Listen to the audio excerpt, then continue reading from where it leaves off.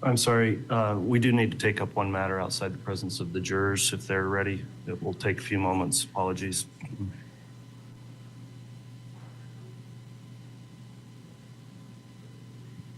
Okay, we are going to go on the record on case CR 22211623, State of Idaho versus Chad Guy Daybell.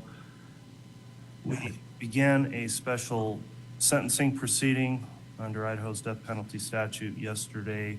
At the conclusion of the return of a verdict in this case, the court gave some preliminary instruction to the jurors. They convened for the evening. We're starting again with that hearing today on this special sentencing proceeding. The court has been advised by defense counsel of an intent to potentially not present mitigation, and I have in a closed sealed hearing inquired with counsel on a proffer to cover that. However, I also want to go through and determine whether or not there's a knowing and voluntary waiver of that right on the record, and do that outside the presence of the jurors. So, Mr. Daybell, let me just outline your rights here for you briefly. In this special sentencing proceeding, you do have the right to both present mitigation and also a right of allocution that can be exercised at the conclusion of the proceeding before the jury deliberates. There are a couple of instructions that would be provided to the jurors.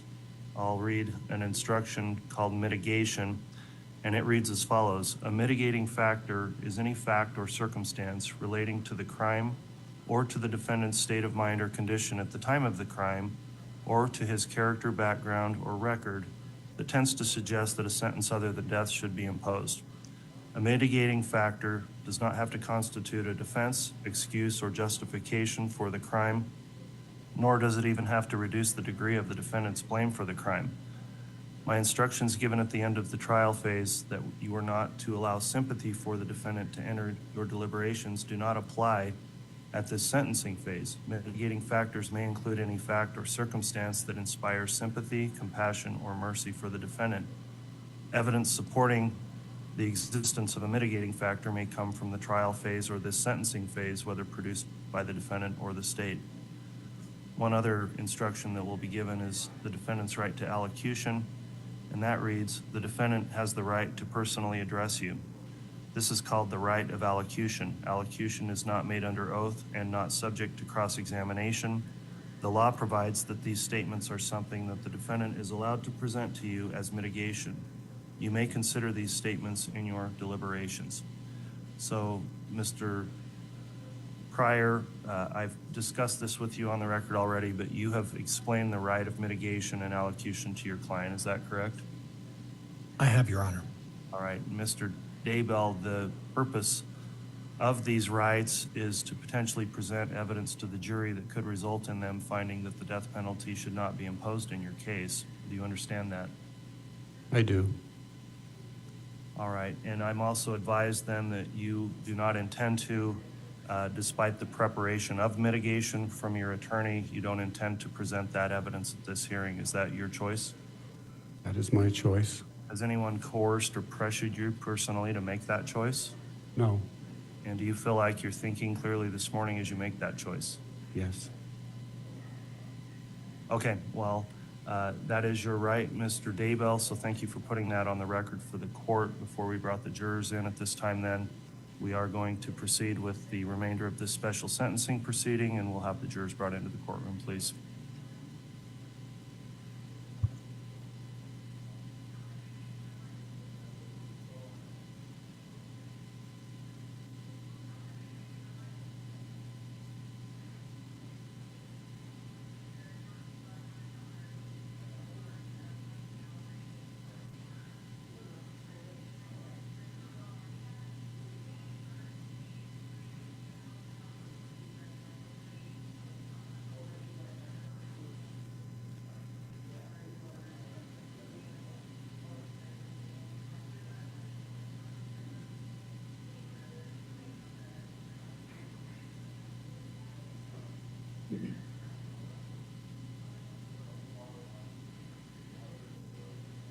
All right, please.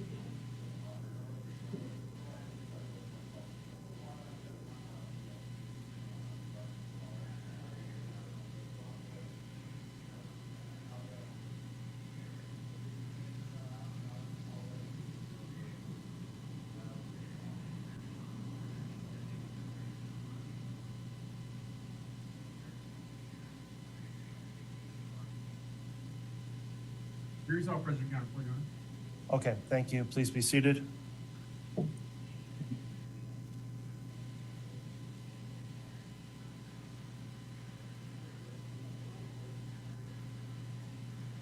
All right, good morning, everyone. We're on the record on case CR 22-21-1623, State of Idaho versus Chad Guy Daybell.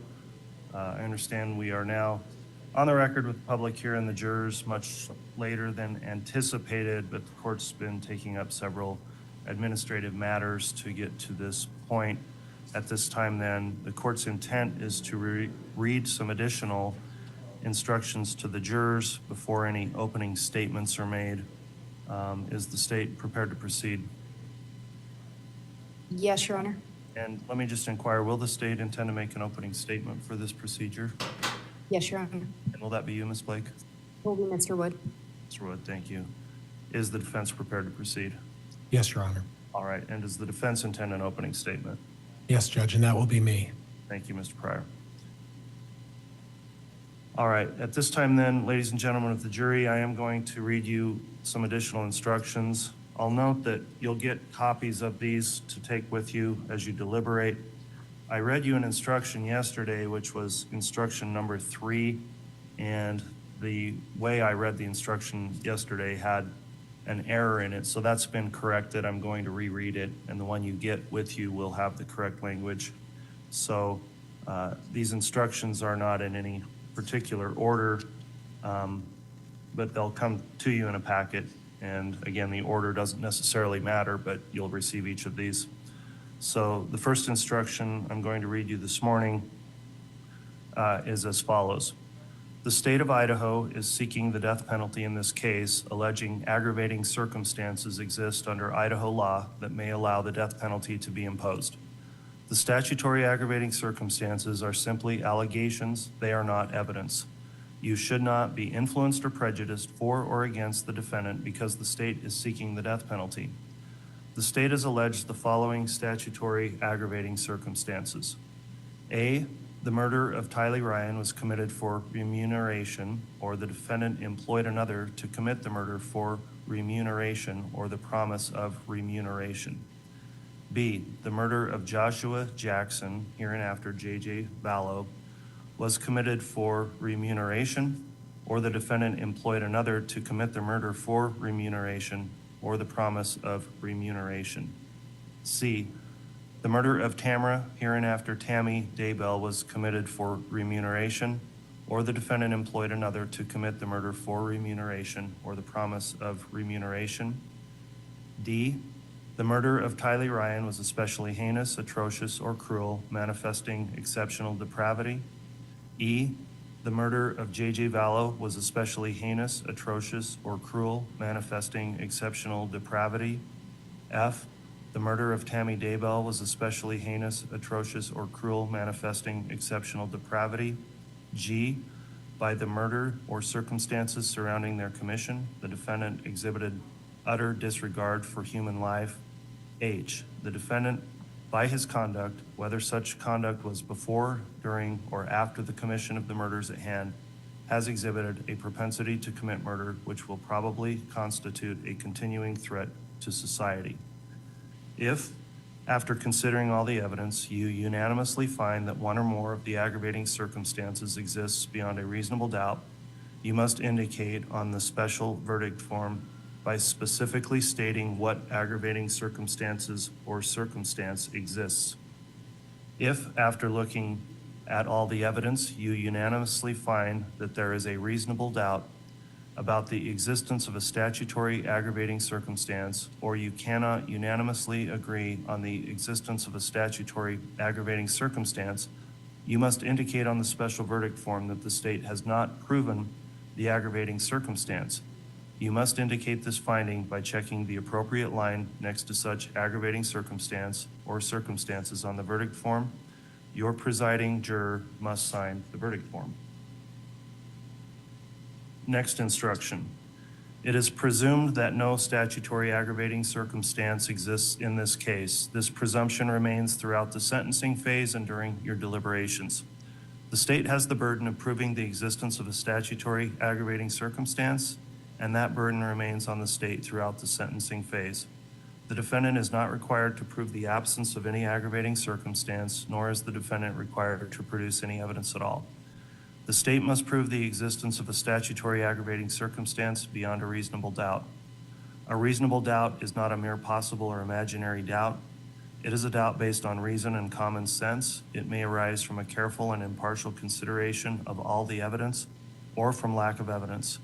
If after careful and impartial consideration of all the evidence you are not convinced beyond a reasonable doubt about a statutory aggravating circumstance, it is your duty to find that a statutory aggravating circumstance has not been proven.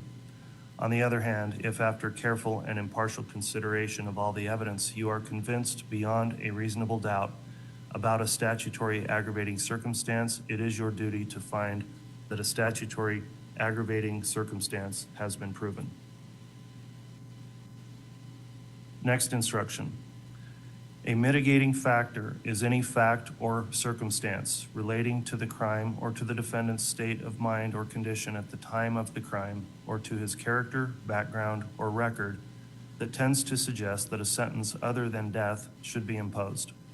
A mitigating factor does not have to constitute a defense, excuse, or justification for the crime, nor does it even have to reduce the degree of the defendant's blame for the crime. My instructions given at the end of the trial phase were that you are not allowed to have sympathy for the defendant or to enter that into your deliberations, and that does not apply at this sentencing phase. Mitigating factors may include any fact or circumstance that inspires sympathy, compassion, or mercy for the defendant. Evidence supporting the existence of a mitigating factor may come from the trial phase or this sentencing phase, whether produced by the defendant or the state. Next instruction, a defendant has a constitutional right not to be compelled to testify. The decision whether to testify is left to the defendant, acting with the advice and assistance of the defendant's lawyer. You must not draw any inference of guilt from the fact that the defendant did not testify during the guilt phase of the trial or during the sentencing phase, nor should this fact be discussed by you or enter into your deliberations in any way. The next instruction, victims have the right to personally address you by making a victim impact statement, which is a statement concerning the victim's personal characteristics and the emotional impact of the murder. A victim impact statement is not made under oath and is not subject to cross-examination. A victim may not make any statements that are characterizations or opinions about the crime, the defendant, or the appropriate sentence, and you should disregard any such comments you may otherwise consider victim impact statements in your deliberations. And my final instruction before we start with the opening arguments is instruction number 7. The defendant has the right to personally address you. This is called the right of allocution. Allocution is not made under oath and is not subject to cross-examination. The law provides that these statements are something that the defendant is allowed to present to you as mitigation. You may consider these statements in your deliberations. All right, that concludes the court's preliminary instructions. At this time, Mr. Wood, I understand you'll be making an opening statement for the state. Yes, Your Honor. May I approach the jury, and is there a microphone we can use? Yeah, we'll get you a wireless mic.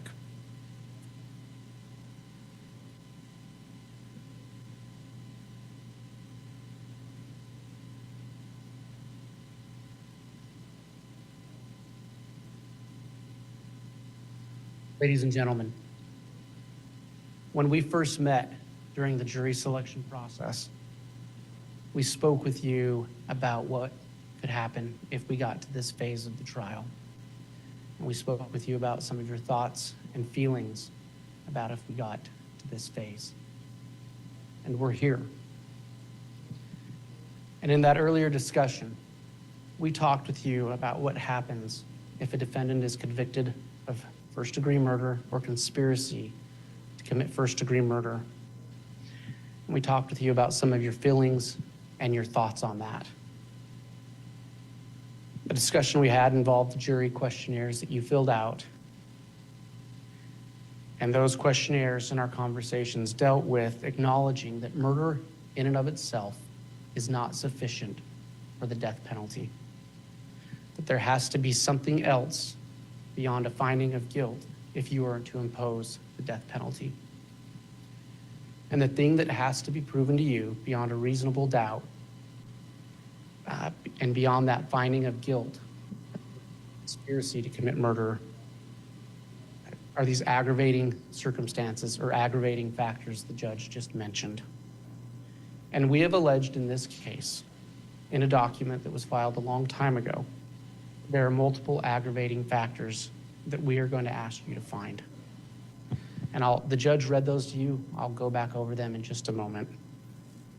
In considering those factors, however, we don't have to start all over again. Yesterday, the court read you an instruction that says you may consider and you shall consider all of the evidence presented so far. And so you have to consider everything that you considered in coming to your verdict on the charges of murder and conspiracy to commit murder.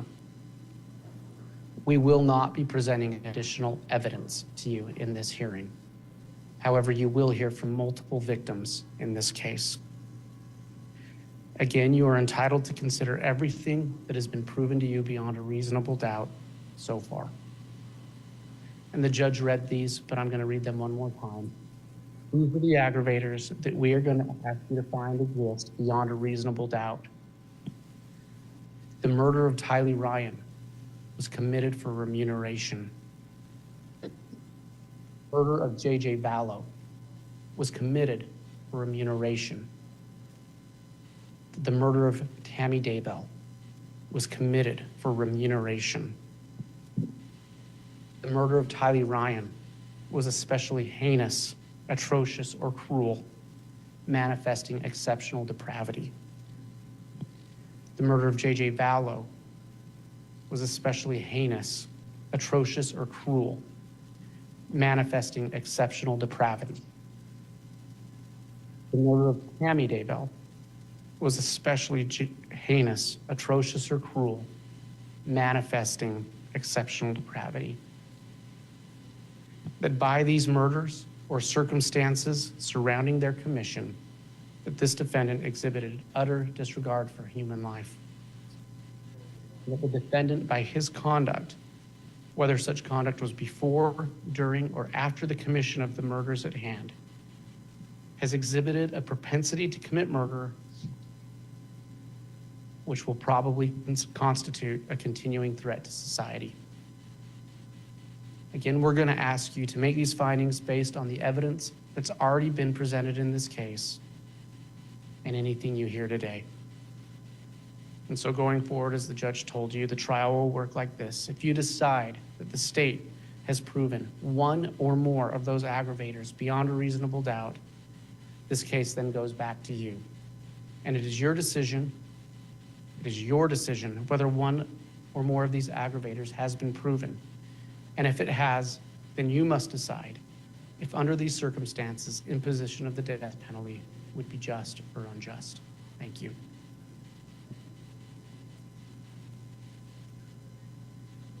All right, thank you, Mr. Wood. That concludes the opening statement from the state. Mr. Pryor, if you'd like to present an opening statement on behalf of your client, you may do so at this time.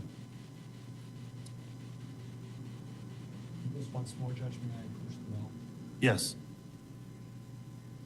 Yeah, we're going to adjust a camera as well first. Thank you, Mr. Pryor.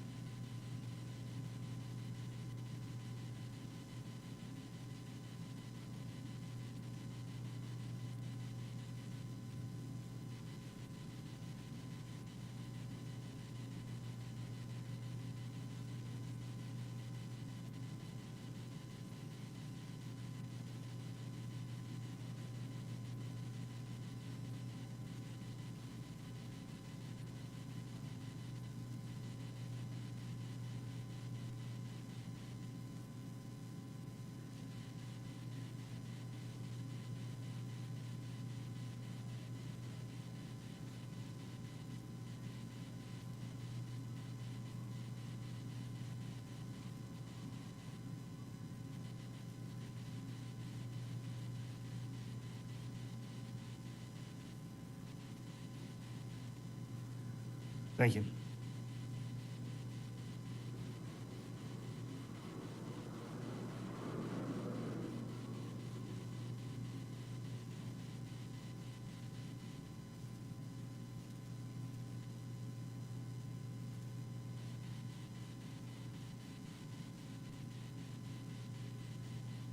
Go ahead, Mr. Pryor. Yes. Good morning, ladies and gentlemen. You know, there's a saying that says you can define someone about who they are now and in the future by what they've done in the past.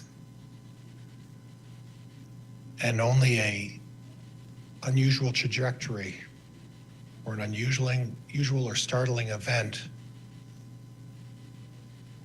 can change that trajectory. And I want to talk to you a little bit about Chad Daybell. I want to talk to you a little bit about Sheila Daybell taking the stand and talking about this quiet, reserved, shy young man growing up in Springville, Utah. Springville's a town outside of Salt Lake City, about 50 miles south of Salt Lake City. Chad growing up there was a town of about 15,000 people. Mr. Pryor, I really much apologize. We're barely picking you up on the mic. I don't know if we want to maybe swap mics or.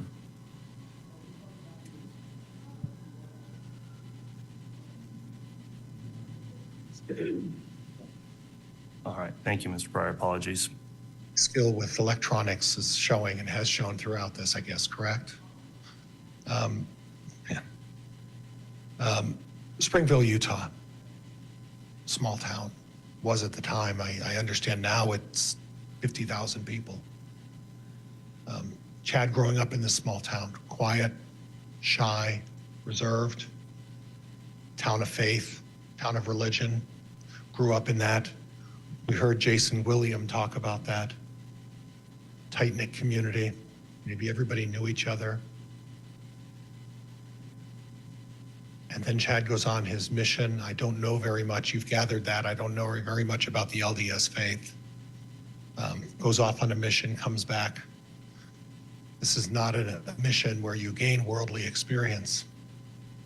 It's not a mission where you gain insight into all of the unusual things or the challenges that people have in society, things that many of us experience who maybe grow up in larger metropolitan areas or maybe even big cities or other parts of the country where you get an opportunity to experience other things. This is small town living. And he meets Tammy Douglas, and they get married.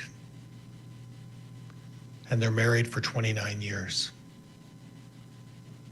And by anybody's definition, anyone's definition, Tammy and Chad raised 5 wonderful children. 5 beautiful children.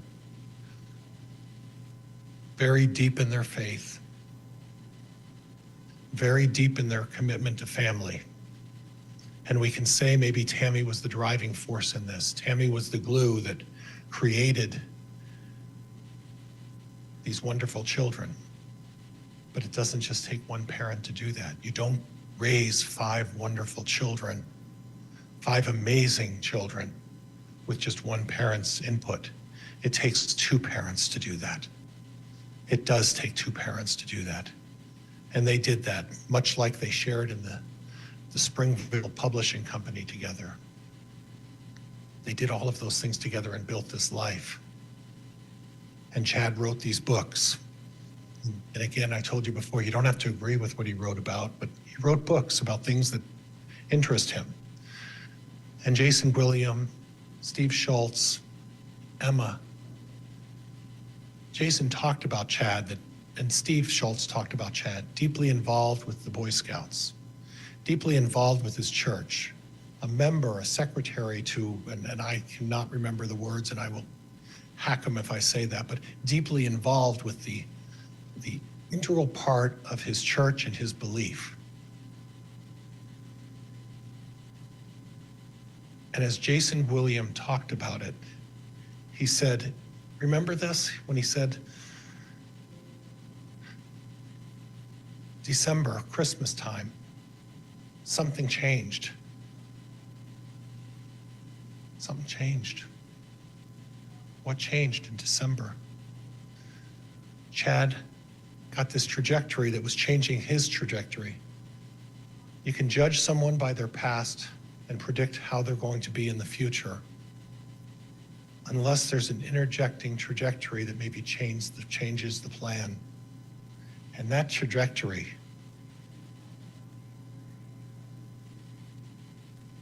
that bomb that came into his life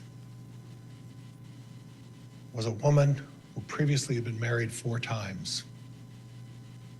And that bomb brought chaos to Chad Daybell's life. And this worldly man, no, not a worldly man, no experience, the only girlfriend, the only woman, 29 years, from the mission to marriage to 5 kids. He doesn't have a lot of experience dealing with relationships, dealing with how to interact with people, maybe being manipulated. And we can argue this all day long. But when it comes to personal relationships, he wasn't a worldly man. And on the other hand, the trajectory that's coming through, the trajectory that's flying into this 29-year marriage is a woman who didn't have 1, 2, 3, 4 marriages. That's worldly experience. That's a lot of things. There's a lot of things going on there. And then it all changes. The amplification of these religious beliefs, these crazy thoughts, this crazy trail of things. And you've made your decision, and I'm not going to go back on that. But look at where he was. And in Jason Williams' own words, Christmas 2018, what changed? What caused this change? We know what caused the change. You've seen all the evidence. And when I went through the voir dire process with you, I used an expression, and some of you may remember this. I don't know if I used it with all of you. I said, everything that glitters is not gold. Lori Vallow glittered. She was not gold. She was the trajectory that changed the plan. You don't go back on 29 years of marriage with nothing as far as a speeding ticket. Raising 5 wonderful children, that takes 2 parents to do that. And then this trajectory comes in and chaos hits. And all of these things start cascading. And this thing becomes very complicated and difficult, easy. And this small town boy from Springville, Utah, who's residing on a farm with his wife and his family close by in a wonderful community of Rexburg, has this bomb dropped. Suddenly chaos ensues. We have to look back at that, because when you start talking about how do you predict the future, you go back looking at what the past was, and you examine what Chad Daybell's past was prior to the bomb being dropped, the Lori Vallow bomb being dropped on Chad Daybell's life, and suddenly all of this stuff changing. And you evaluate that and you look back and say, is this a person? If it wasn't for that trajectory coming in and changing the path, is this where we would be going? It's not where we'd be going.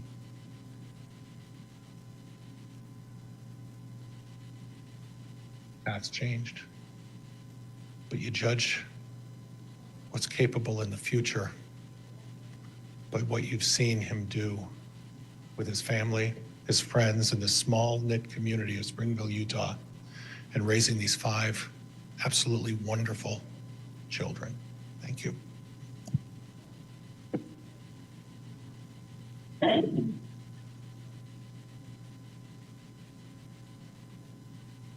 All right, that'll conclude the opening statements. At this point of the proceedings, then, the state is entitled to put on evidence in support of aggravating factors. Does the state intend to put on any evidence in support of aggravating factors? No, Your Honor. All right, is the defense going to put on any evidence in support of mitigation, Mr. Pryor? No, Judge. All right, at this time, the next stage of these proceedings then would be for the state to introduce any victim impact statements it may have. Is the state going to do that? Yes, Your Honor. Very well, you can commence with victim impact statements. The court would note they are governed by statute, somewhat limited in scope, and I believe counsel has tailored these to comport with the statute. So with that in mind, Ms. Blake, if you'd like to call in order your first impact statement victim. The state would call Ron Douglas. Very well.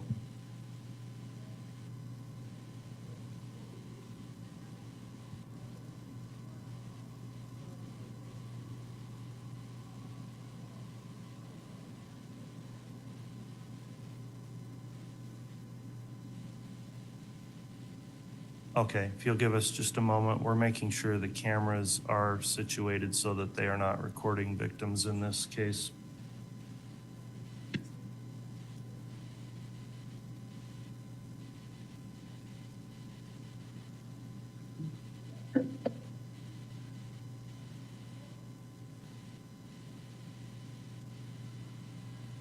I'm also going to note and reiterate that instruction. These statements are not under oath, nor are they subject to cross-examination. So, Ms. Blake, once you're ready, you can elicit any statement Mr. Douglas may have. Your Honor, may the state remain seated. Yes, you may, Ms. Blake. And Mr. Douglas, I'll just let you know, the microphones are directional. So if you angle it kind of up under your chin, it will probably pick you up the best. And my intent, Your Honor, is simply to ask a few questions and have him then read his statement. I think that's appropriate. Thank you, Ms. Blake. Would you please state your name for the record? Ron Douglas, that's Douglas. Mr. Douglas, which victim in this matter are you related to? I am Tammy's father. Have you prepared a statement today? I have. Would you please read your statement for the record? Before moving to Idaho, she lived 1 block away. It was difficult for us when she moved. We'd had daily interactions with her and the children. After they moved, we drove to see them for all of the children's weddings and graduations. Our last visit in Idaho with them was in March of 2020. My wife made me promise to return and visit the kids after she passed away. My wife passed away last June.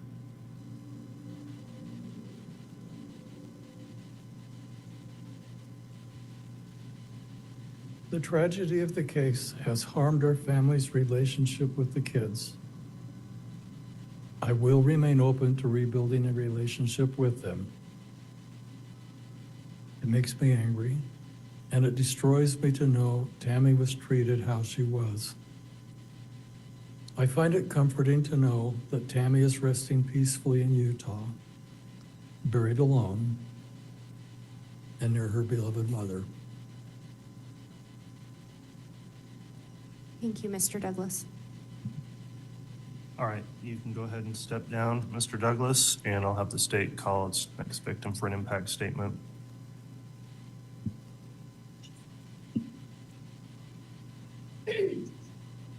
Your Honor, the next victim to present an impact statement will be Kay Woodcock. Very well.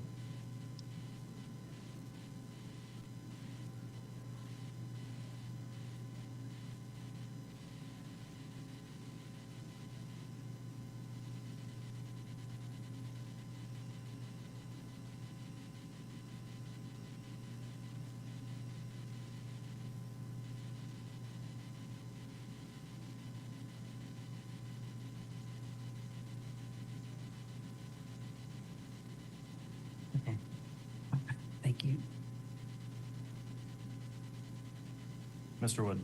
Thank you. Ms. Woodcock, we know you've already testified in this case, but can you remind the jury which victim you were related to? Am related to J.J. Vallow. He was my grandson, and Tylee Ryan is my step-niece. Thank you. Did you prepare a statement, a victim impact statement today? Yes, Will you please read that for the jury? sure. Today is an incredibly difficult and bittersweet day. I am filled with pride as I remember and speak about what an amazing grandson we had, and grief-stricken at speaking about how devastated I am at his loss. I sit here today, try and explain the immense pain that me and everyone in my family continues to endure daily. But how do I do that? What words carry the strength and impact to really ensure you feel the joy and love that JJ created and the impact of his death? There aren't any. No words can truly describe and fully demonstrate the depth of pain his death has created in our hearts and our lives. The loss of a grandchild is immensely painful under normal circumstances for any grandparent. The death of a grandchild at the hands of another brings pain that is indescribable. If you remember, JJ was born with the name Kanan Todd Trahan. He was born May 25th, 2012. He would have celebrated his 12th birthday just a few short days ago. I will call him Kanan while I talk about his first year of life, because that is who he was then. He was born a fighter, 10 weeks premature, weighing in at a tiny but mighty 2 pounds and 14 ounces. From minutes of being born, he was transferred to a hospital with a neonatal intensive care unit where he spent weeks fighting to grow. He was about 2 hours old when I saw him for the first time. Seeing him, I knew he was my grandson. He was the mirror image of my son Todd, his biological father. Todd has always loved him and always will. Kanan's death has changed his life forever. While he was in the NICU, I was only able to see him for a few minutes at a time until I was notified he would be released to us within days. 25 years since I had a new baby at home, and never a preemie with all their special needs. Larry and I didn't hesitate immediately. We said yes. The only place we wanted him to be was home with us. The night before he was discharged, I spent the night in a little room next to the NICU, talking to nurses, learning things that our little preemie grandbaby would need. The next day, it was time to leave. The nurse brought a wheelchair in and said, "Have a seat, we'll get you out of here." I looked at her, perplexed. I said, "I don't need a wheelchair, I can walk." She let me know that it was hospital policy. I sat in the wheelchair, took Kanan in my arms, and was wheeled out of the hospital like a new mama. I felt so much pride for this little baby who had not only overcome being born 10 weeks early, but also being born with illicit substance in his tiny little body. He was ready to come home well before he was expected. And my pride in him knew no bounds. We knew then that he was a champion and so special. That day began an amazing experience of raising our cherished little man. While Kanan had been in the NICU, he spent much time hooked up to machines and monitors that he didn't get to get snuggled all day, every day like a typical newborn. The noises and routines of the NICU were gone, and it was such a huge change for him. His first night home, I bathed him. He cried so hard, and I cried along with him. My heart was so heavy with the disadvantages he was experiencing through no choice of his own. My husband, Larry, who is Paw, asked me to give Kanan to him. He placed Kanan on his bare chest and wrapped his robe around him, gently breathing on his head until he stopped crying and fell asleep. It became a daily occurrence, part of our routine. He would hold it for hours so Canaan would feel loved, comforted, and secure. I saw my husband in a new light, seeing what type of daddy he was to a newborn. It was like Canaan made us young newlyweds. Larry jumped in, feet first, and did all the things a new father should and more. It made our relationship grow and gave us new strength. Canaan was our strength, and we were his comfort. His first 6 months, we went to countless doctor appointments for his host of medical problems. We went to appointments with doctors for his heart, kidney, urology problems, speech, occupational therapists, and regular pediatricians for the things that every baby does. We were always on the move, going from one doctor to another, constantly working to ensure he thrived and grew. That, along with loving him, was our number one priority. At each appointment, it was pretty much guaranteed I would cry. It hurt so badly to see everything he was experiencing, not only from being born prematurely with drugs in his system. The decision was made to place Canaan with Charles and Lori after they approached us with their desire to have a child of their own. We agonized over the decision, but knew from our past interactions with them that it was the right one. Charles and Lori were granted custody a few short months later. It was then Canaan became JJ. It was happy and devastating at the same time. We loved raising him. We gave all our love and energy, ensuring he grew, thrived, and knew what unconditional love. That time was priceless, and his growth and milestones were evidence of our love for him. But we knew this was the best decision for his future, to have siblings and access to the types of schools and services we didn't have available in Lake Charles. When he left, I felt a grief that can only be compared to the grief of losing someone to death, which is now a feeling we all know too well. We barely made it 30 days before we were standing on Charles' steps, ready to love on our baby. When the door opened, there he was in his little baby walker. I saw tears in his eyes at seeing us, right along with the huge toothless grin. It was clear that he missed us too. Before I could take a step, Larry swooped him up in his arms, and at 11 months old, he wrapped his tiny arms around Larry, laying his head on him. The connection was still so strong.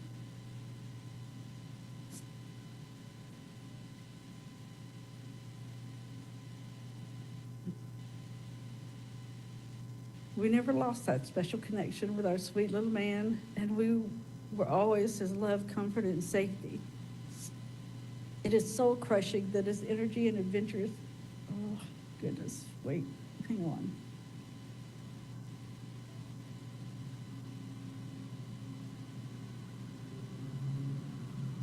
I made it a few months before I had to get to my JJ, so in November of 2014, I made my first trip to Hawaii, quickly returning once again in December with Larry. We would visit about every 4 to 5 months because it was such a long trip to Hawaii from Louisiana. One we were happy to make, and we stayed for as long as possible, normally 10 to 14 days. We needed to soak up as much JJ time as we could. I remember one trip in the winter of 2015, JJ stayed home with me while Charles and Lori went to church. I was making a big pot of gumbo.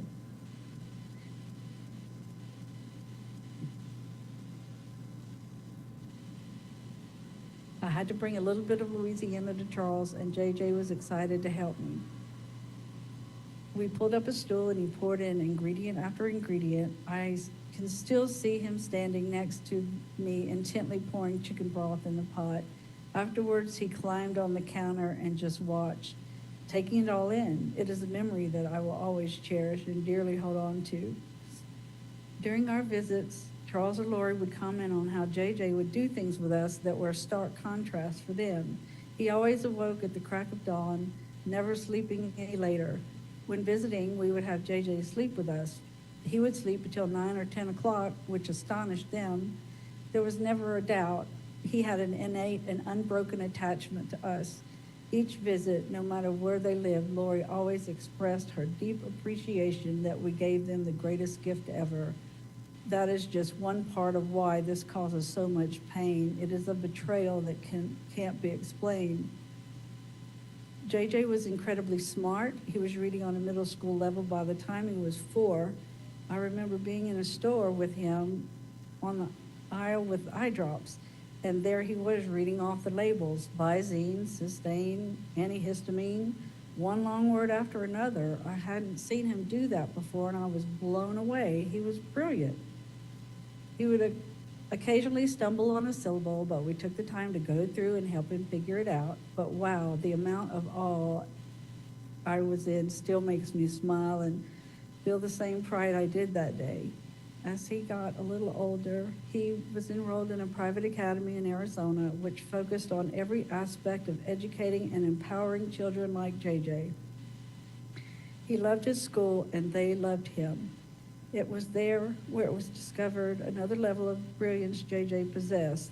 I remember when Charles told us he was a math savant. He could calculate anything.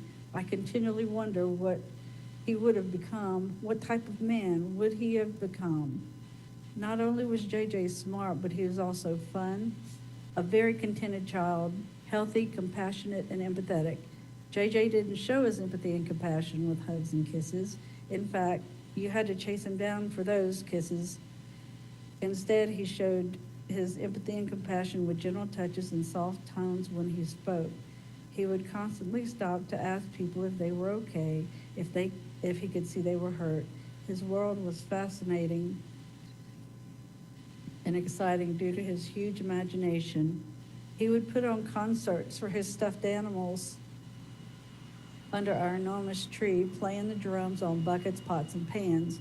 The joy he exuded and shared can't be measured. I loved watching him, taking him in, and seeing how he approached the world. I never got enough of him. Now I've had all I will for the rest of my life and only have memories. When Charles and Lori married, Tylee was 3 years old. She was the most precious, blonde-haired, blue-eyed little girl. Tylee was an absolute mama's girl, which there was never a doubt. I was thrilled to have a new niece, especially one as sweet as her. Larry and I were driving to Austin, Texas to visit them on one of many visits, and we passed a roadside stand selling swings made from old tires. I saw one that was a horse complete with a saddle and stirrups. I grabbed Larry's arm and said, "Stop, we have to get that for Tylee."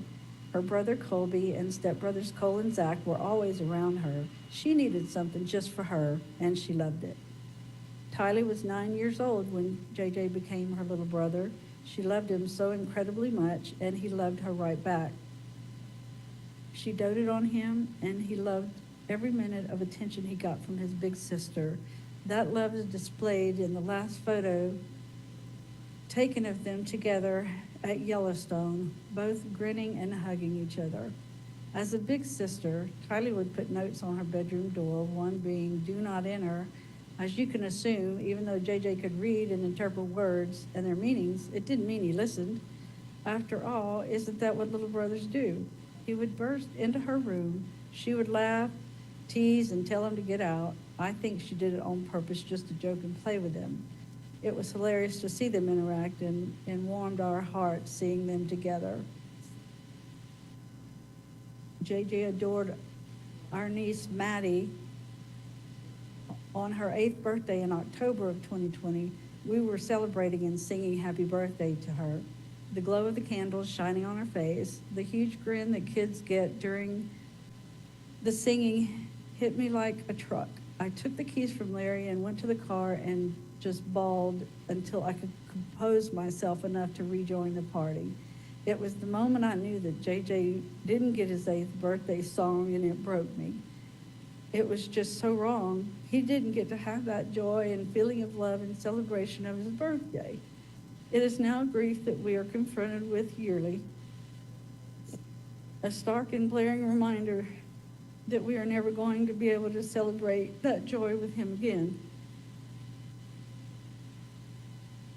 We never know when one of those moments will hit, but I can tell you there have been too many situations in the past few years where we were slammed with the fact that JJ won't hit another milestone. JJ loved school, loved his families, friends, and cousins, especially his cousin Braxy, Brandon Boudreaux's oldest son. Those two had such a special bond and love for each other. There were so many lives he touched that feel the immense pain and loss of him being gone. 4 of our grandchildren, near JJ's age, often tell us how they love and miss him. It is heartbreaking to have a conversation with an 11 or 12-year-old. How do you make them feel okay about it or safe? So yes, this is our life now, trying to comfort our other grandchildren while they try to comfort us. The constant question remains, who would he have become? What kind of man would he have been? Would he be a famous scientist with incredible math skills? Would he be, what would his amazing imagination have bloomed into? Would he have been the next Albert Einstein, Steve Jobs, Tim Burton, Elon Musk? We will never know. But we do know how incredibly special he was to us and now to countless others just by looking around this room. I can't express just how much I wish I could have more time to create memories with him and with Charles.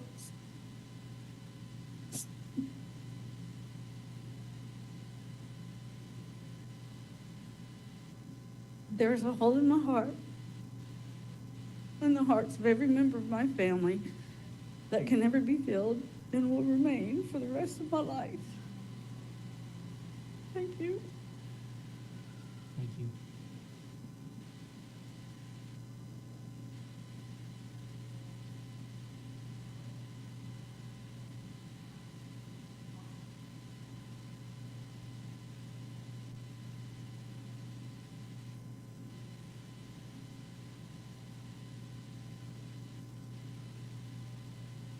All right, thank you. The state can call its next victim for an impact statement. Next, we'll have Matthew Douglas, Your Honor. Very well.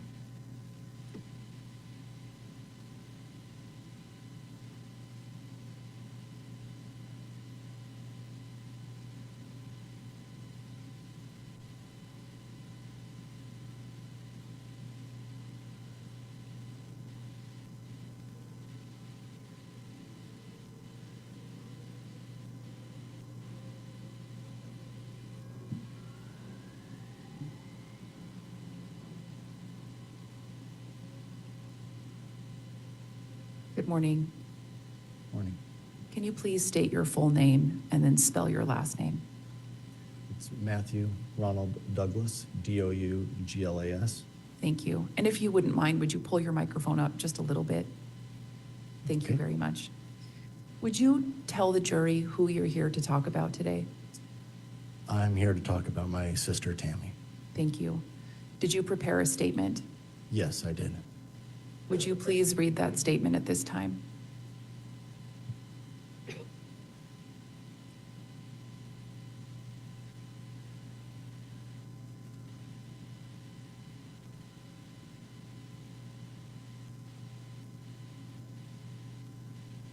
October 19th, 2019. For me, that is when this tragedy starts. But it is by no means its actual beginning.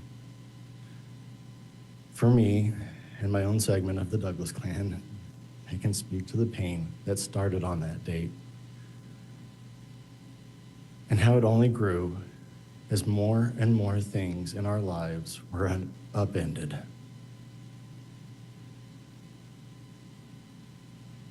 To those I speak to, I have come into this ordeal far into the timeline of things and have the thankful luxury of hindsight and having information neatly presented or as neat as life can possibly hand you in these circumstances.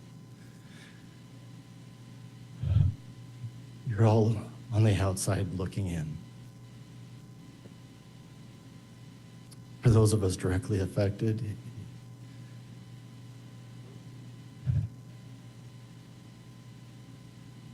who you'll hear from or may have already, we're finally getting to let our voices in some capacity finally be heard in a meaningful manner, and we lived it. often minute to minute, hour to hour, day to day.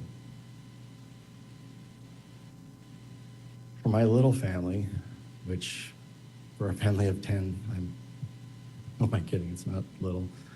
And especially for me, it has been a nightmare that you feel never ends.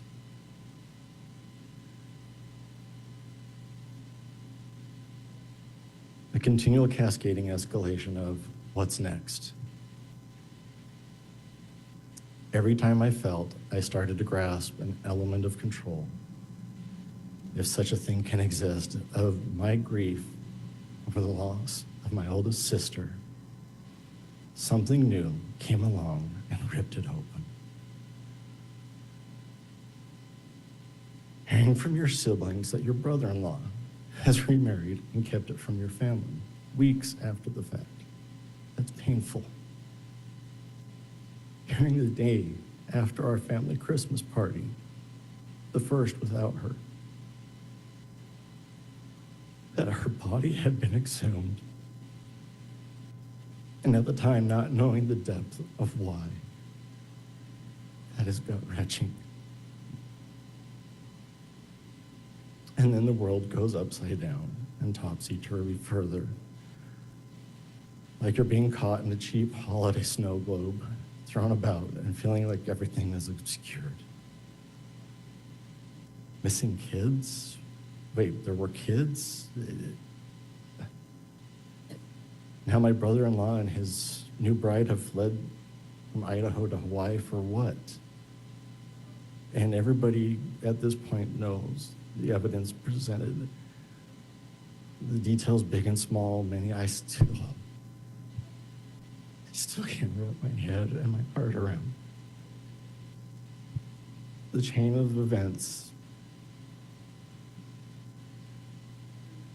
more clearly than I need rehash.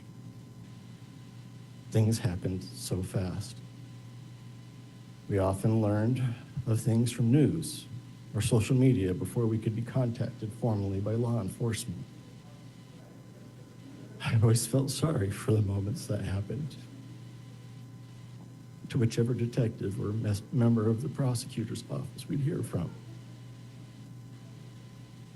Because news moves fast these days, and it is often far outside their control to warn us before we learn of it.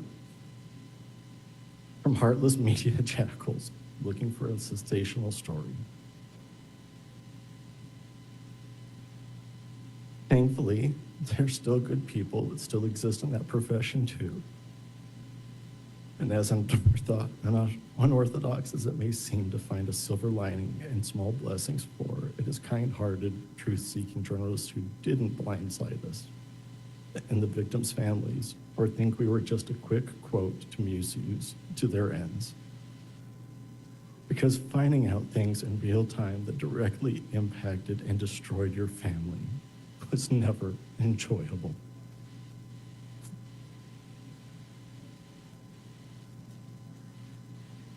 Finding out how much deeper the rabbit hole went in this with no consideration for our pain.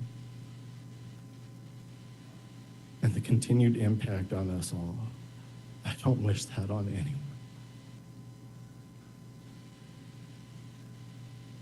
And yes, I said destroyed, because losing Tammy, who to me was the emotional heart and glue of our siblings group, was a slow and steady destruction of elements of our family as we knew it. Mom was so heartbroken that it only seemed to accelerate and compound her chronic health issues, especially her 30-plus year battle with leukemia. We lost her last year, just a little over a week away from now. It'll be a year on June 8th. As she seemed to finally be ready to lay down her proverbial sword and shield after a tumultuous spring of emotions tied to it all. I still remember the last normal conversation I had with her just 3 days before Mother's Day, when she went into the hospital for the last time. and then was sent home on palliative hospice care until she passed.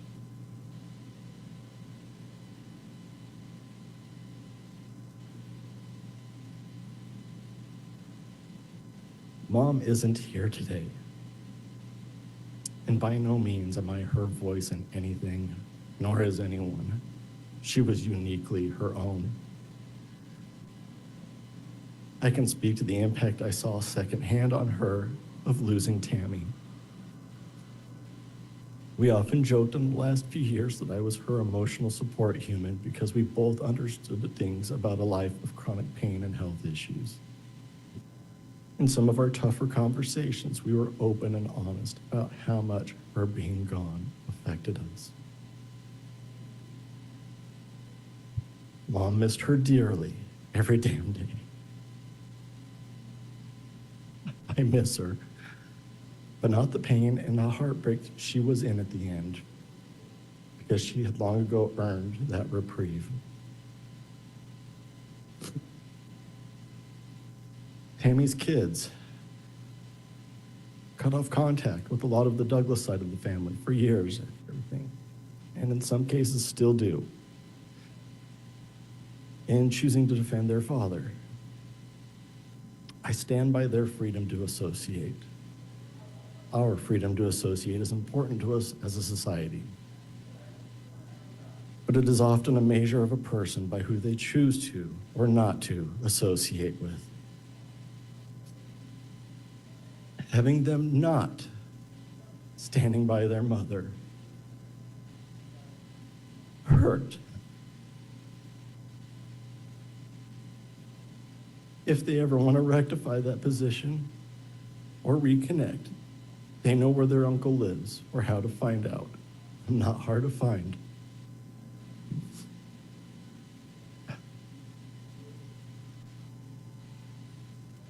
Family ties were broken.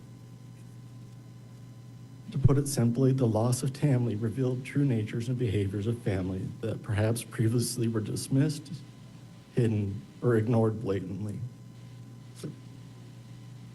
This isn't a place of grievances, but to explain the impact losing your sibling's heart and glue has.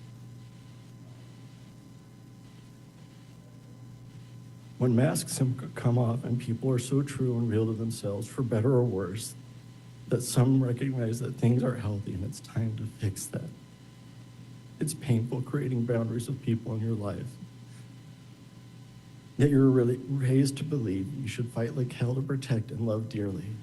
But it's also healing, at least on the outside of the boundary, but things will never be the same. And Tylee and JJ,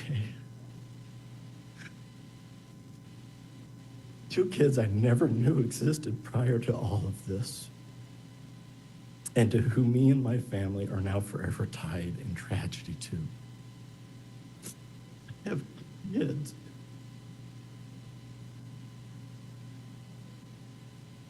Close to their ages.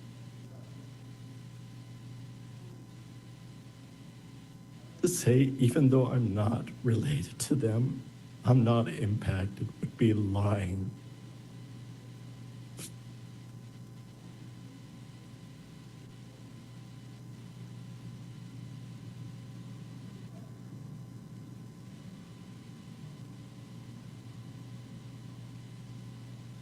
Larry and Kay and all of your family. For me and mine, our hearts have hurt with you.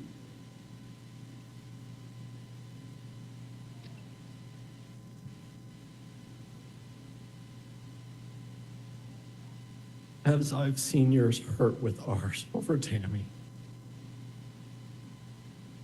We have been grateful to the fact without your tireless love for those children, would we even be here now?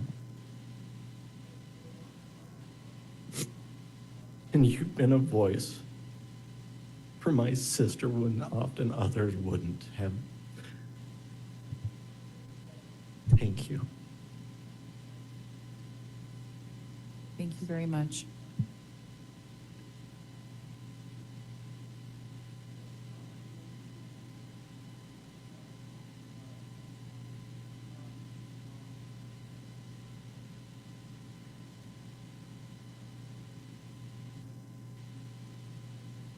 Your Honor, the state would next call Annie Cushing. Okay, very well.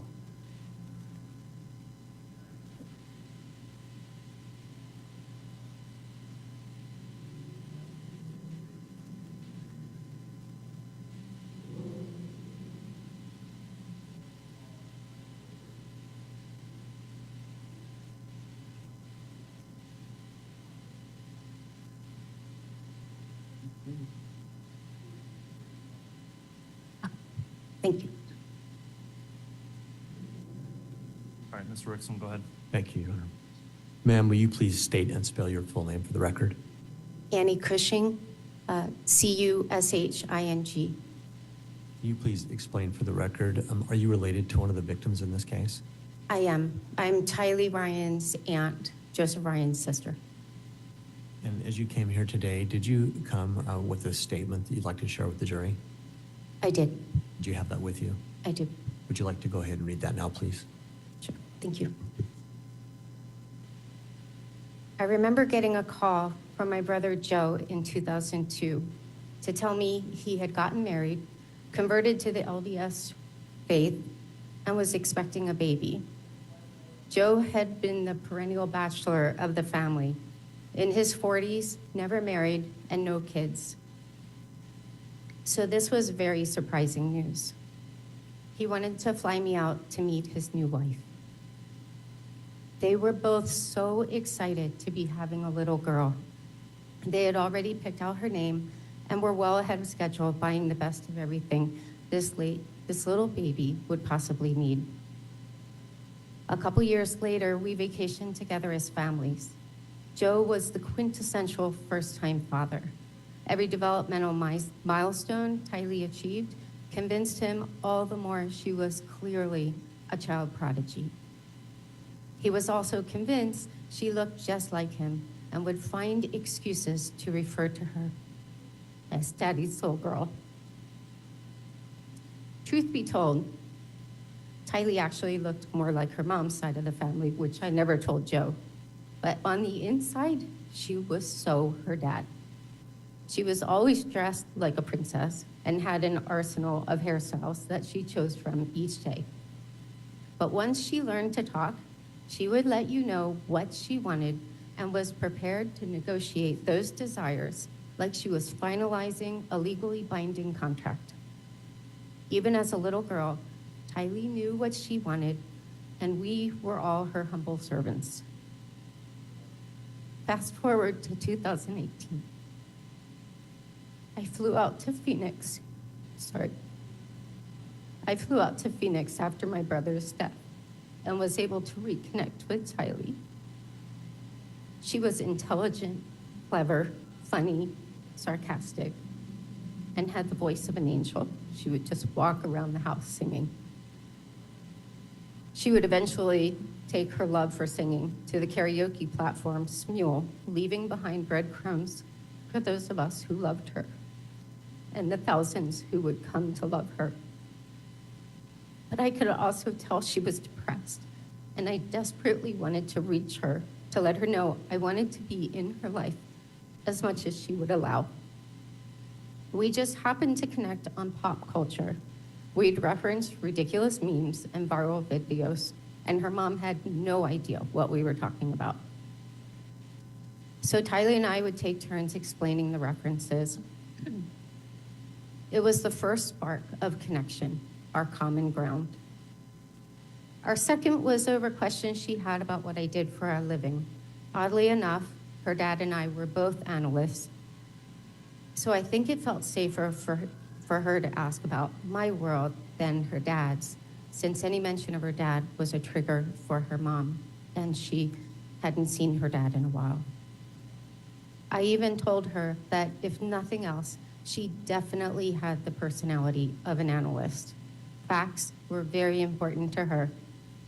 Case in point, her mom, who was braggadocious and never let facts get in the way of a good story, was telling me about one of Tylee's academic achievements, and Tylee corrected her on a relatively inconsequential detail her mom had overstated.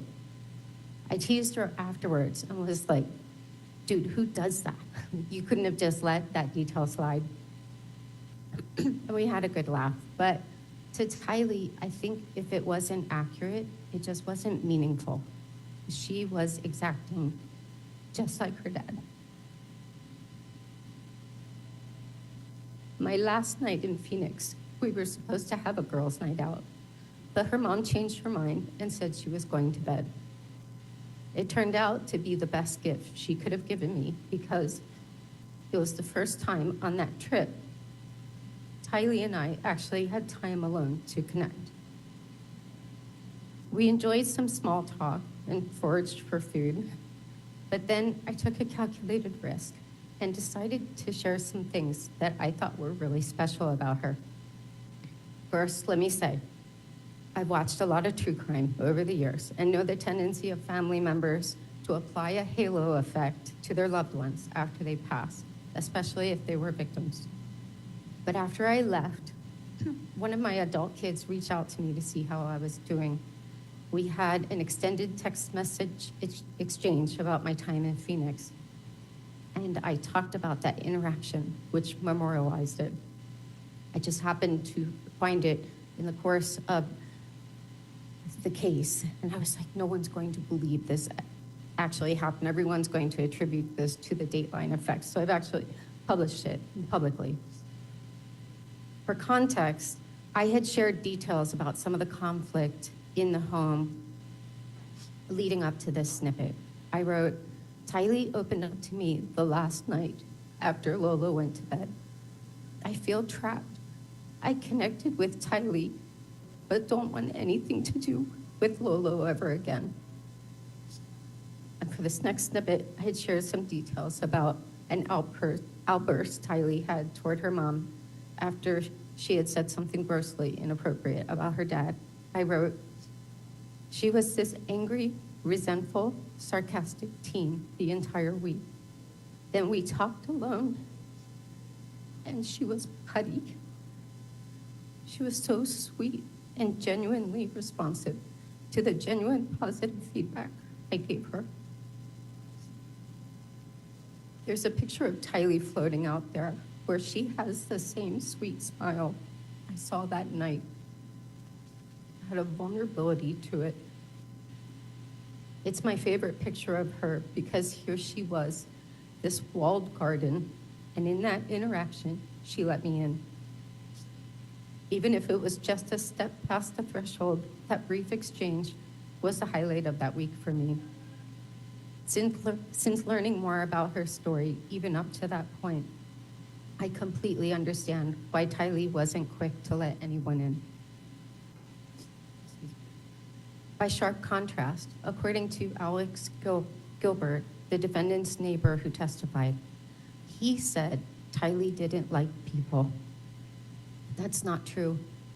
She wasn't ever angry or disrespectful in any way toward me, and I was there less than a week. We got along swimmingly. Now, his reported follow-up statement about her not liking him, that tracks.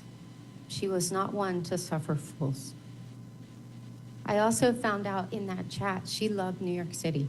That was my open door. So I lobbed the idea of flying her out for her 18th birthday over the fence, and it was a hit. As I said in that text exchange, I was done with her mom and her extremist beliefs, but I thought there was a chance I'd have the opportunity to develop a relationship with Tylee that wasn't dependent on her mom.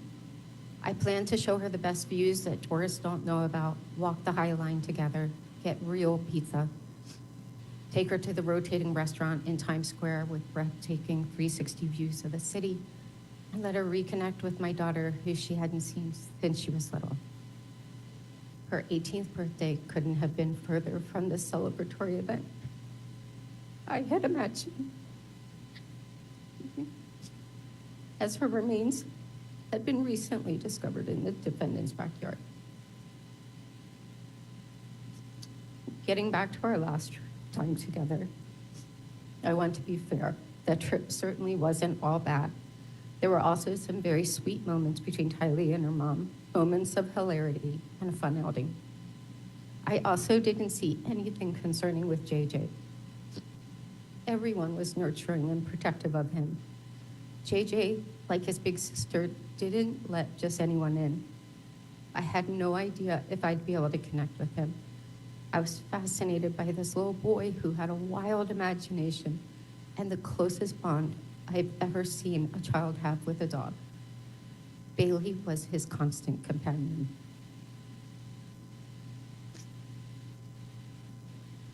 But with JJ, as more of an outsider, your interactions felt more like moving alongside him rather than engaging directly. So I was looking for, any possibility of our worlds to kind of cross. To that end, one thing I noticed was JJ didn't just watch TV. It was like an immersive experience. He'd be talking to the characters, commenting, imitating sounds, especially explosions. He loved imitating explosions. So I tried to do the same thing, but kind of tamped down and on the DL. I would just look at the TV and comment as something outrageous, like, what? That's wild. So we were both just kind of yelling at the TV. Whether it was a connection or not, it at least made watching TV a lot more fun. But then this one time shortly after that, his mom and I were talking in the kitchen next to the island. It's germane to the story. As a function of JJ's autism and unbounding energy, he'd run in this one circuit, which included the area just on the other side of the island. And their house at that time was palatial, so it was a pretty significant circuit. But on one trip, he broke out of his circuit and without slowing down, ran into the kitchen and into me, throwing off my balance a bit because I wasn't expecting it. Without a word, he hugged me and kept on running. I stood there stunned and asked his mom, was that a drive-by hugging? I was so touched because it was the first discernible indicator that we connected. That night, as she was putting him down for bed, I heard him ask her, will Annie be here when I wake up? Again, we never interacted directly in any way, but he recognized presence. So like Tylee, I didn't know if our worlds would ever collide in any meaningful way, but I believe that love is a universal language that's somehow communicated between sincere hearts. Just a month after that visit, Tylee wrote in an Instagram post on her mom's birthday that she had, quote, won the lottery with this one as my mom. So I believe there was hope for them to one day be able to set up some healthier boundaries and find peace. But just 4 months after that post, to the day, that would all change. That was the day her mom met the defendant. It was the spark that eventually would set so many of our lives ablaze. This case has been death by 1,000 cuts. Each detail that would come out over the past 4 years was just another cut.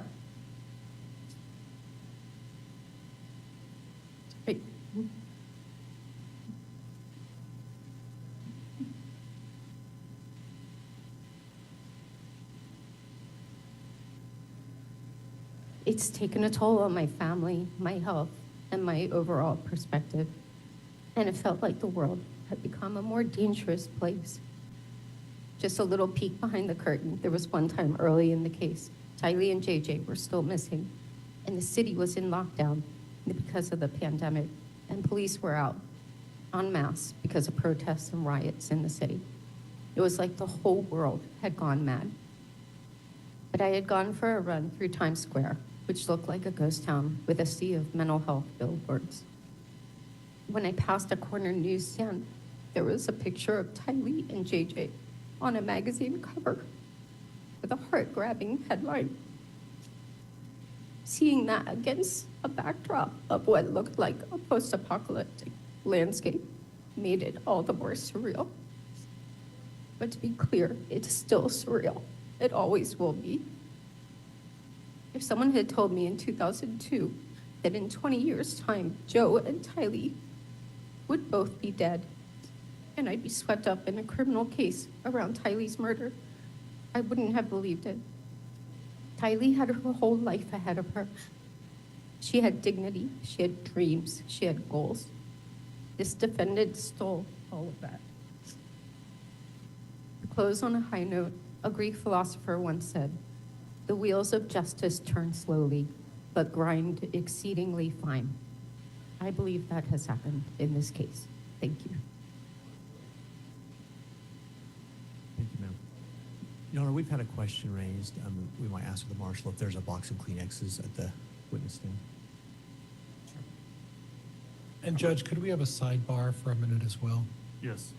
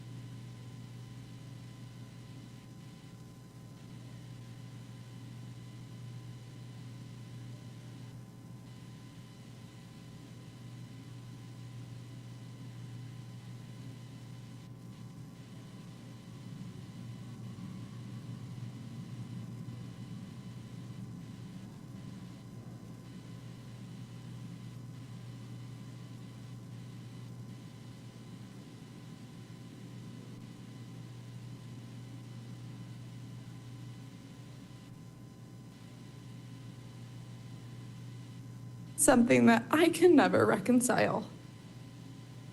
That is the impact on them, an impact that will echo through their lives. My twins, now 4.5 years old, are far too familiar with death at such a young age.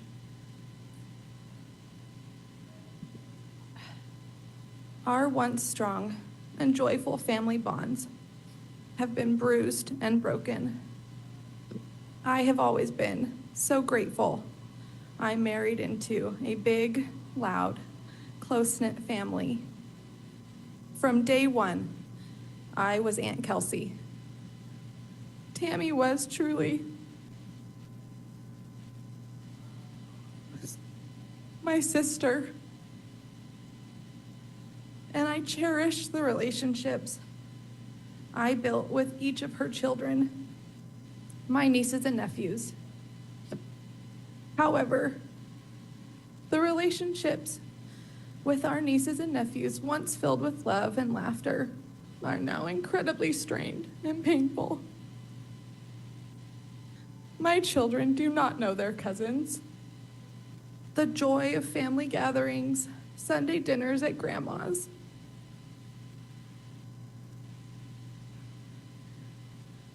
running around the neighborhood with their cousins, all the things that made our family vibrant and united are now lost.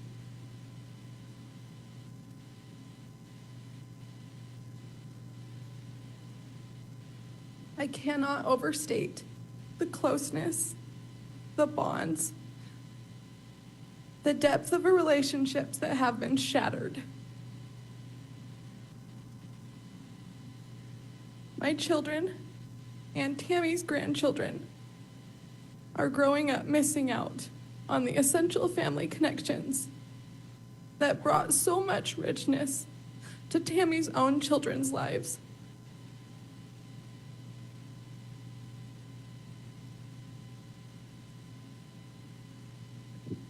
I desperately hope these relationships can be repaired.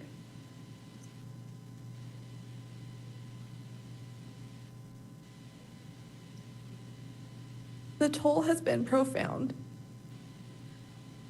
My mother-in-law passed away last year, and the strain from Tammy's death and the severed relationships with her grandchildren took a monumental toll on her health.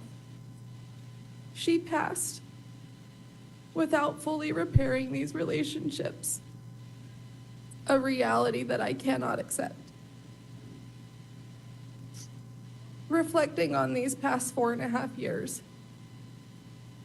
every joyful moment is overshadowed. Memories are tarnished, especially those of my children's early years.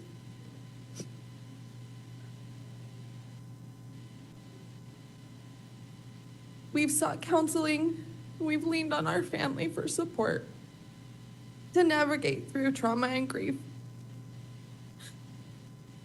But we are exhausted beyond measure.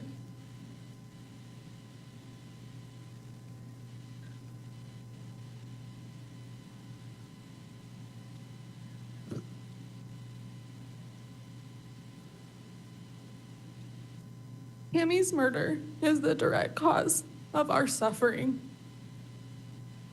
Pain, fractured relationships, and unhealed wounds are all part of the aftermath. This is the legacy of anguish and sorrow that will haunt our family for generations. Thank you.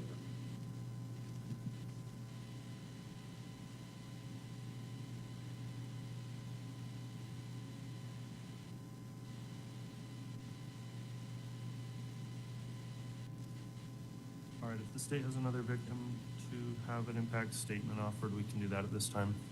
Thank you, Your Honor. The state would call Ben Douglas.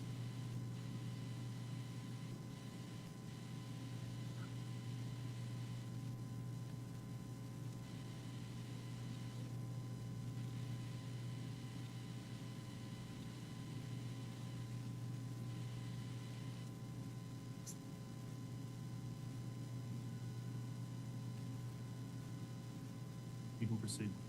Thank you. Mr. Douglas, can you state your name and spell it for the record? Benjamin Douglas, Benjamin, Douglas, Douglas. And can you tell the jury which victim in this case you're related to and how? I am Tammy Daybell's youngest brother. Thank you. Did you prepare a statement to read today? Yes, I have one. If you could do that now, thank you. October 10th, 2019, I became a father of twins after years of my wife, Kelsey, and I struggling to have children. And we started the current chapter of our life. Just 9 days later, on Saturday, October 19th, 2019, exhausted as a parent to newborn twins is, I received a phone call from my sister Samantha informing that our sister Tammy had passed away overnight. I was in shock and physically unable to move out of that bed for hours after, sobbing and wondering why this had. I had seen her just a few weeks previous when she stopped by our home alongside my parents, bringing gifts for the twins and excitedly saying that she had been hoping they'd show up in time for her visit. My children only know their Aunt Tammy from pictures, stories, and grave marker that they frequently request to visit. They only know their dad as someone dealing with great amounts of grief and anxiety, and I only know how to parent as someone fighting through the tidal waves of loss, media coverage, texts, phone calls, and at-home visits from reporters. The amount of sleepless nights I've had from raising twins pales in comparison to the nights I've been kept awake by nightmares of someone close to me hurting my children. The amount of damage, having trust that was built over decades of family time, completely broken, does to an individual is unmeasurable. The pain of not just losing your sibling, but to have their children, my nieces and nephews, completely alter their relationships with me is excruciating and a lasting hurt. Instead of there being a collective healing and grieving process, there is still ongoing damage and pain. Where there should be love and comfort from close family bonds, there are now major fractures that I can only hope will one day mend and be made whole. I miss sharing our birthday month, which now feels hollow and empty. I miss my sister. Thank you.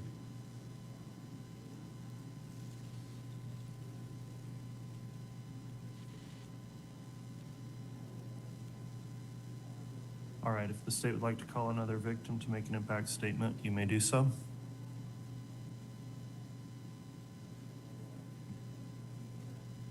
Honor, could we approach? Yes.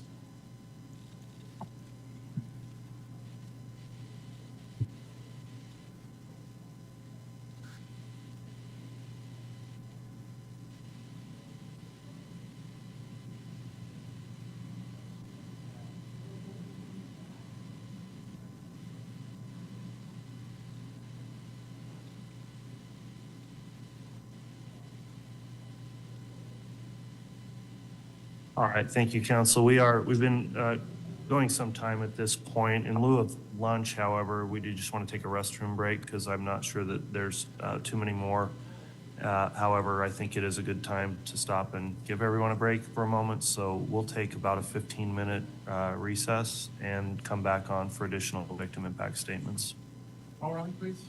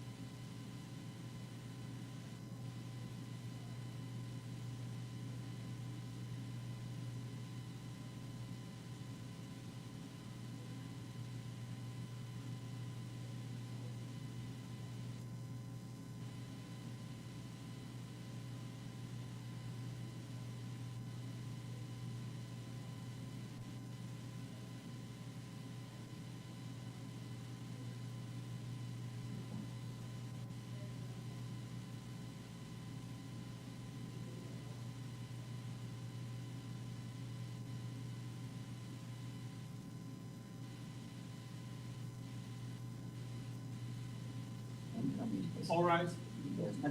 Court's minutes have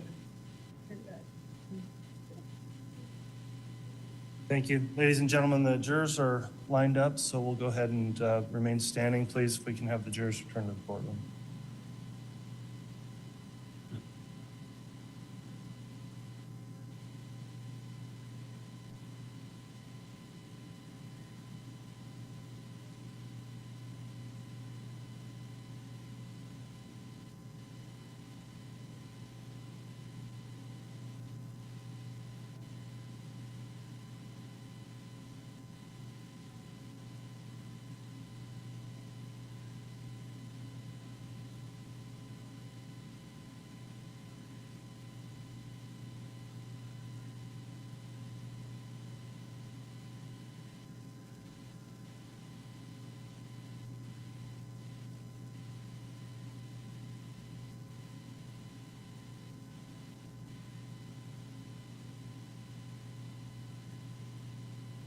all rise.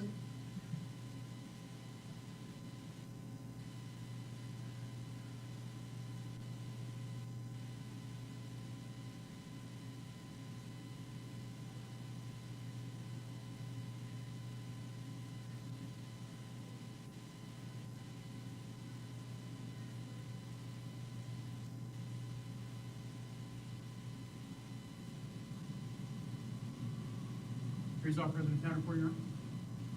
Thank you. Please be seated.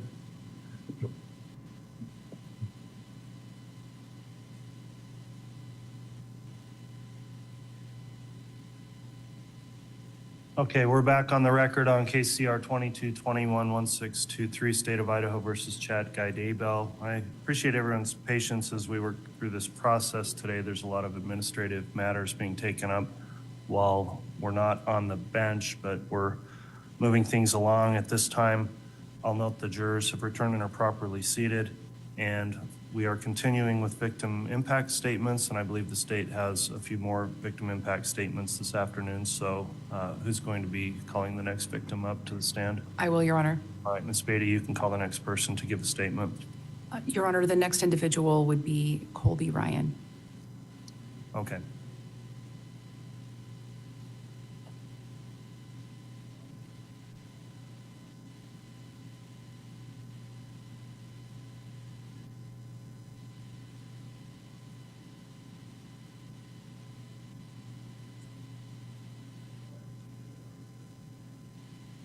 Colby, could you state your full name and spell your last name?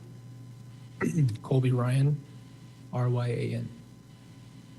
Are you here to talk about Tylee and JJ today? Yes. How are you related to Tylee and JJ?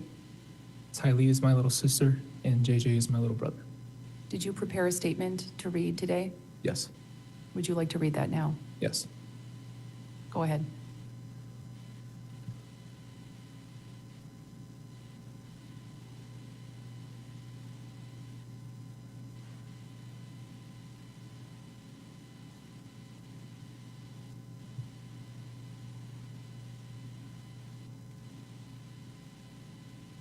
It is very hard for me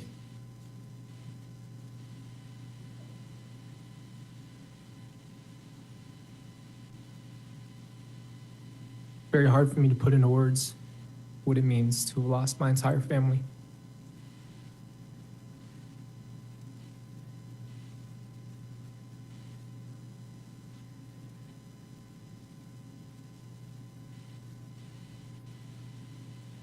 I lost the ability to watch Tylee and JJ grow up.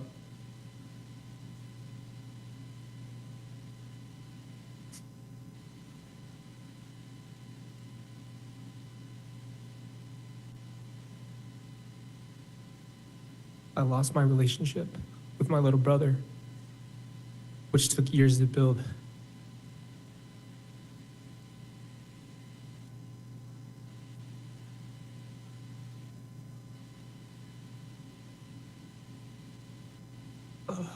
It's okay if you need a moment. Take a moment if you need to. It's all right. It took years to build to even have him be able to look us in the eyes. I lost the ability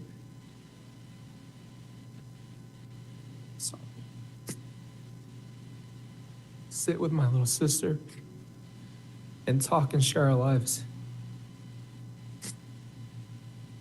So in short, I lost everything I've ever known.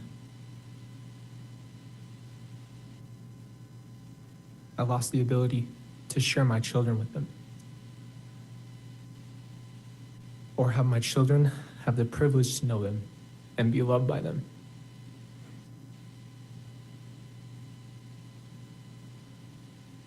My 3 kids will never know the kindness of Tylee's heart.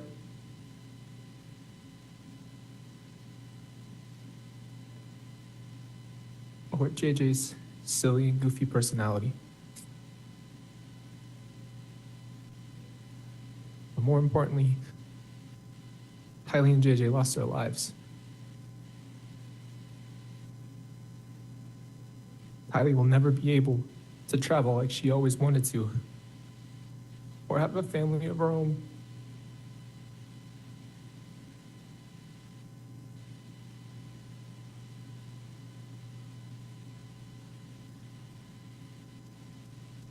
Or find herself in this world. JJ will never be able to spread his love or his light around the world the way he used to. The only way I could describe the impact of their lives being lost is like a nuclear bomb dropping. I will never be able to share her gifts with the world, or have all the people who love her get to hear her incredible laugh. Sorry. JJ will never get to grow up.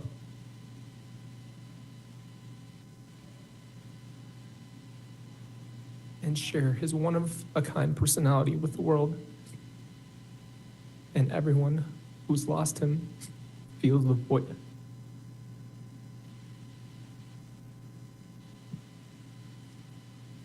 It's not an overstatement to say that I lost everything. But more importantly, we all lost Tylee and JJ.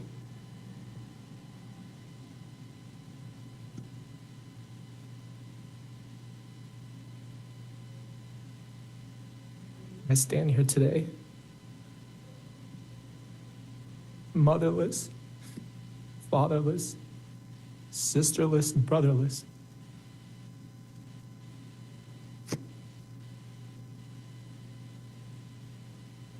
The only course forward is to trust in Christ, knowing that He has them in His arms, and wait for the day that we all meet again. I pray for all of you who have bleeding hearts. Thank you. You.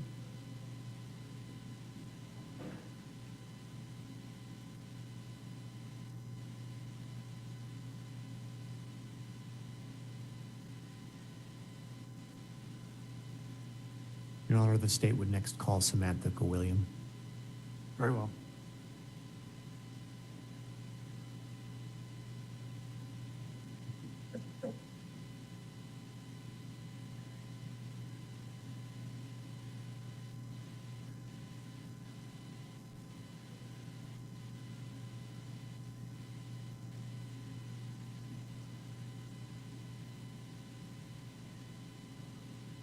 Go ahead, Mr. Wixom. Thank you. Ma'am, will you please state and spell your name for the record? Samantha Gwilliam, Gwilliam. Could you remind the jury how you're related to the victims? Tammy is my sister. Do you have a prepared statement? I do. Would you like to go ahead and read Yeah, that now? I would like to. I speak out for my sister, Tammy Daybell, because she cannot speak for herself. She is dead, and others who were supposed to stand up for her, protect her, and love her did not. From the moment I found out that she was gone, I have never felt peace. In the first few weeks, I had a gut feeling that something wasn't right and that someone had done something to her, but I didn't know why. So many questions come up as a quick funeral is arranged, no autopsy and no answers. As we find out about a quick marriage, I smell a rat.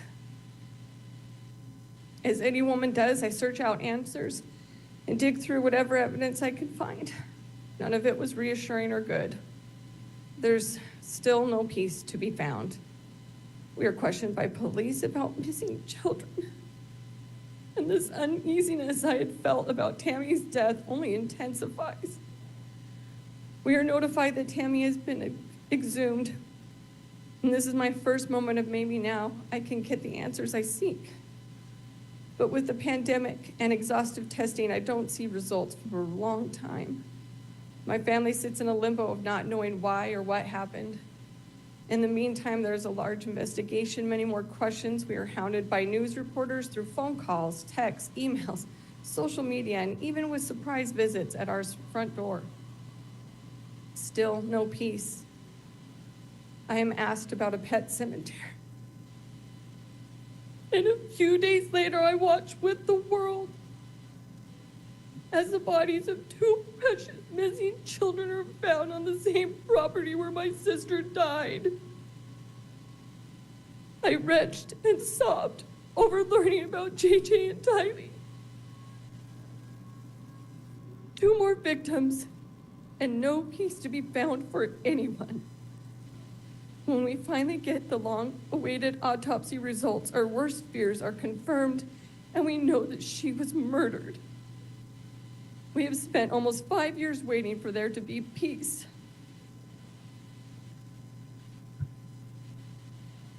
My sister, Tammy, was my best friend. Before she moved to Idaho, we talked to each other almost every day, or saw each other almost every day. Her first year there was a hard adjustment, but she made a place for herself there and was a great member of her community.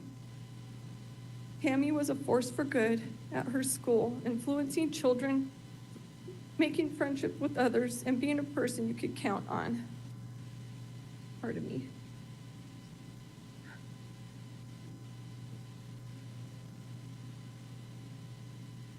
She loved being a mom, and especially a grandma. She was so excited to be part of their lives. She was content and happy. Her and I had made plans that when we were old that we would live next door to each other. We helped raise each other's children. We were excited for the future. My last visit I had with Tammy is the last time I have felt any peace. I would not be a good sister if I did not defend Tammy as well. She was made out by some in this court as if she was lazy and fat and dying from an illness. Look at me right now. I am the same age as Tammy was when she died. She was in better health than I am right now. Do I look like I am dying? It is not a crime to be a middle-aged woman trying to be healthy and still play a video game or eat fast food occasionally. My sister was ripped from our lives. Because of her murder, we lost a beloved mother, grandmother, sister, aunt, and daughter. She is irreplaceable.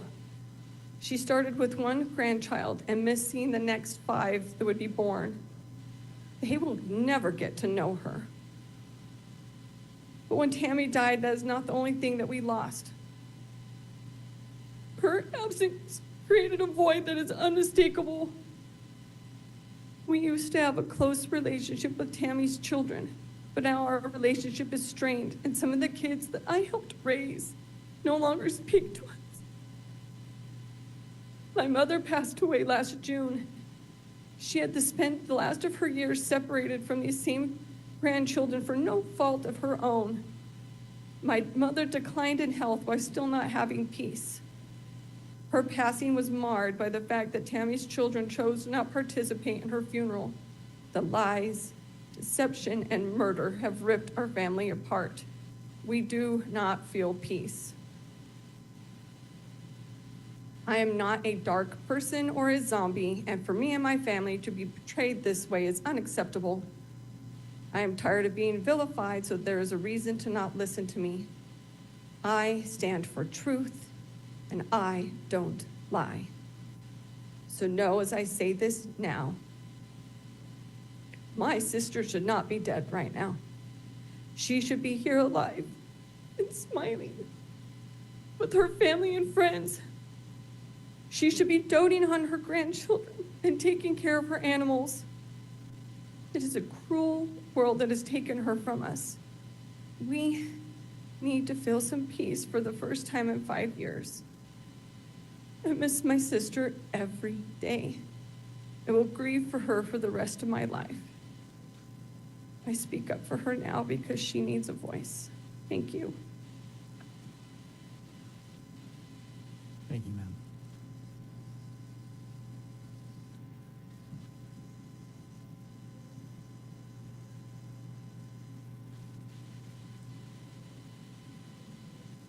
Darrell, does the state have another victim to make an impact statement? Yes, Your Honor. The state will call Michael Douglas. Okay.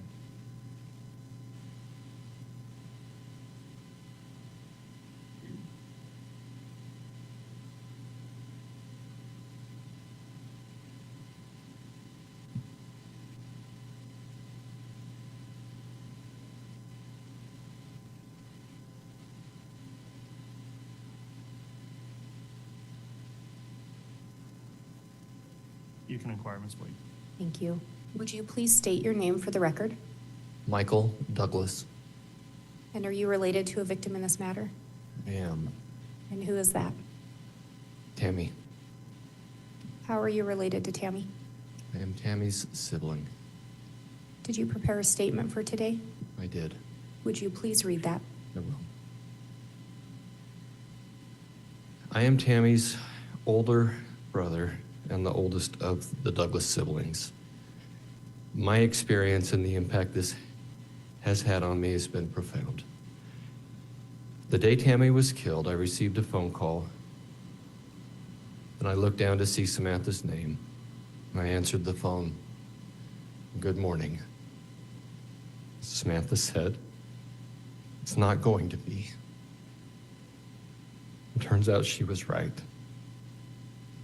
I was in shock, and after the funeral, I drove to Idaho the next morning to be at her Idaho memorial.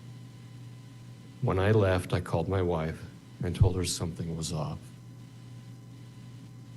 I tried to keep everyone from jumping to conclusions, mostly myself. I probably should have done more jumping. When we heard about the marriage, we were given a false date to lead us to believe that it had not been only 2 weeks. Then we found out the real date. I'd received a call from my Aunt Vicky and my cousin Julie encouraging me to pursue an autopsy. I told them I couldn't because I was doing everything I could to keep my mom and dad alive.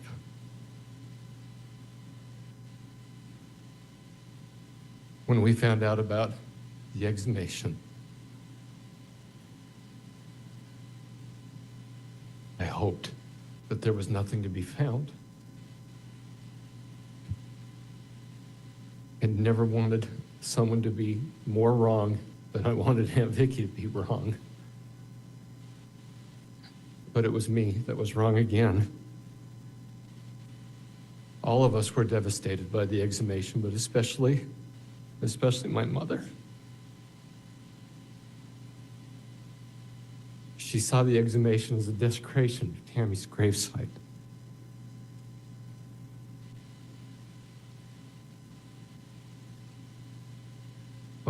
Once Tammy was reinterred,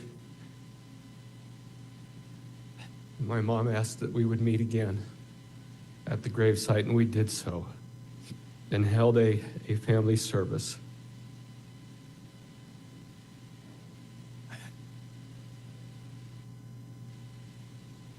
I then received a phone call from my mother indicating that there were 2 missing children. I remember where I was, what I was doing, and the exact feeling of Oh, please, no. Please don't let this be so. My heart sank, and I said to my mom, Mom, Chad told us they were empty nesters. Surely this is a mistake, not anything to worry about. Maybe they have them in hiding. Maybe there's something else going on. Oh, I was wrong again. People would come up and ask if the kids had been found yet when they would see me in public. The stress and anxiety grew.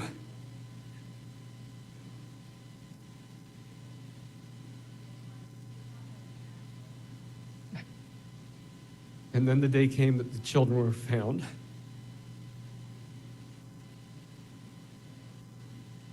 I broke into more pieces than I can count. I was at work, began crying hysterically and had to be rushed into an office.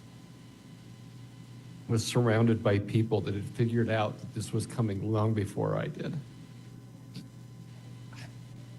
Hope was lost. I went into therapy, both talk and medicinal. My blood pressure went so high that my doctor prescribed something he'd only done 3 times previous in his long career. He was afraid I was having a stroke right there in the office and had an ambulance on standby in case I did so. When I learned of the results of the autopsy, I did not sleep for 6 weeks. The nightmare fodder that I had been provided will last me a lifetime. My insurance rates have skyrocketed due to the medications I started on right after the children were found, and I'm now ineligible for certain coverages. As the big brother, I felt and I feel like a failure. I failed to protect Tammy. I looked for a silver lining, as we do as big brothers, trying to set up some kind of a win, and none to be found. For the first time in my life, I was unable to function at the level I always had. Work, family, God, all of my relationships suffered. I had to be told by my therapist that I had already lost, that I would not find a win. I have mostly come to terms with that, but the loss is still so very raw. I now have an angry part that has become hopefully not a permanent part of me. People that have known me most of my life don't know who I am. They don't know what I'm going through because they are not the big brother whose sister was killed. I cannot tell you what my dad or siblings have suffered because I did not lose a child or an older sibling. The grief and suffering is unique to each of us, but has driven wedges of misunderstanding. If this were radioactivity we were dealing with, I would look to the half-life to see when the pain and suffering might stop. The half-life of this experience will cover generations and many lifetimes. The scarring continues and the painful things keep happening. I have likened it to being in a slow-motion train crash these past 4.5 years. Watching loved ones and myself, as well as total strangers, caught up in the disaster, continuing to be pummeled with no end in sight. Today, hopefully, that train wreck loses momentum and finally comes to a screeching halt. I helped to found a charity to honor Tammy's legacy and to keep her memory alive. We named it after her, and I have had many suggest that the name Daybell should not be there. That was her name. That was and is her children's names, and her grandchildren's names, and will continue to be. We have strived to stay out of the public eye. to not do media requests, to not speak publicly about this.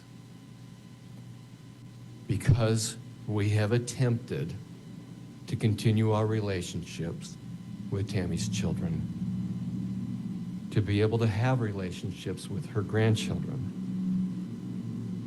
all of their families. We love them and care for them, but there has been an alienation that is as painful as losing Tammy. We have relatives, children that have joined the family that we have not been allowed to meet due to this train wreck that you're all part of. I have been robbed of the opportunity of growing old with my little sister, being grandparents together and teasing each other into old age. I have had my peace stolen, and I have to fight every day to be patient and kind with others and myself.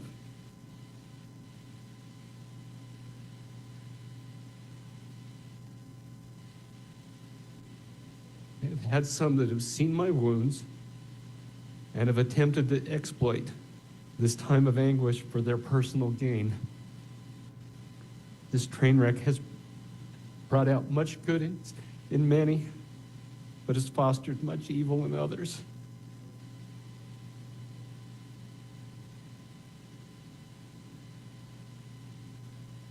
I have lost a large portion of my income, my creative energy, and my ability to be of service to others due to the general loss of energy and health that this has caused. I am wounded, broken, sad, angry, disgusted, betrayed, and looking for answers on the constant pain of grief and loss. We hope that after this is over, we can attain closure and healing and take the next steps to finding ways to heal and grow stronger from these wounds afflicted upon us.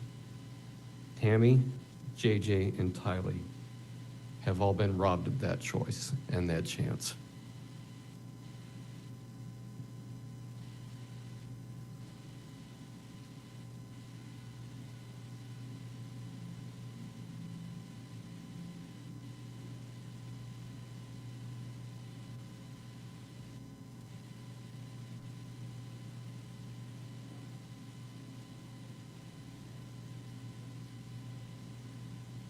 All right, does the state have any further victim impact statements to provide? We do not, Your Honor. All right, at that point then, with the proceedings, the next inquiry the court would make is in relation to the defendant's right of allocution. Mr. Pryor, have you discussed with Mr. Daybell his right to make an allocution before the jury considers? Yes, Your Honor. And is Mr. Daybell going to make any allocution? No, Your Honor. Is that correct, Mr. Daybell? No allocution? Very well. That will conclude the submission of evidence and the right of allocution in this proceeding. The next issue the court will take up then is briefly reviewing the final instructions that will be given to the jurors, as well as a verdict form before they retire for deliberation. We do need to take a moment to review those with counsel outside of the presence of the jurors. They are prepared, so I don't think this will be an extensive break, but we will take a break here for the court to go through jury instructions with counsel. Once that's concluded, we'll have the jurors brought back in for any closing arguments that may be presented by the state and the defense. So if all would rise for the jurors, we'll do that at this time.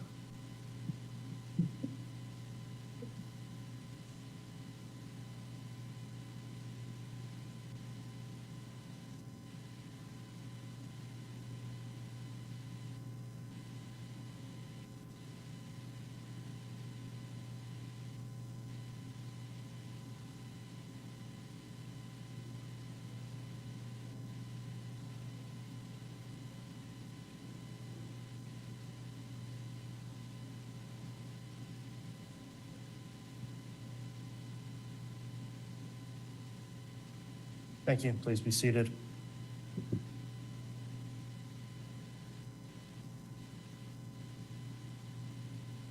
Counsel, the court has submitted for your review sentencing phase jury instructions. The court's already read several of the instructions to the jurors, and there are additional instructions. With our apologies, the numbering is out of order, which I'll explain to the jurors just in the manner of which we were putting these together today. But the remaining instructions that have not been read to the jurors would include instruction as labeled number 5, instruction number 9, number 10, 11, 12, 16, and we've got 14 and 15 is the order I'll be reading those in, and a proposed verdict form. So before I give these instructions to the jurors, I do want to have counsel an opportunity to indicate whether or not on the record there are any objections to the form of instructions. The court would note the Supreme Court just recently approved new criminal jury instructions for this sentencing phase, and the court has incorporated those wherever it was practical to do so, and they were not in conflict with any previous given instructions. So from the state then, I'm not sure who would address the court here. Is it Ms. Blake? Yes, Your Honor. Have you reviewed the court's proposed instructions? Yes, we have, Your Honor. Have you also reviewed the verdict form? Yes, we have. Do you have any objection to the form in which these are going to be submitted to the jurors? We have no objection, Your Honor. All right. Mr. Pryor, have you been able to review the proposed instructions in the verdict form? Yes, Your Honor. As to the instructions, is there any objection to which these have been drafted by the court? Judge, this has been objected, and I'm just going to make this a verbal objection, and that's going to be that the court applied the standard of reasonable doubt that you chose to apply based on a previous instruction to the jury before the Supreme Court came out with these decisions. However, the Supreme Court has noted that the instructions are to be applied immediately.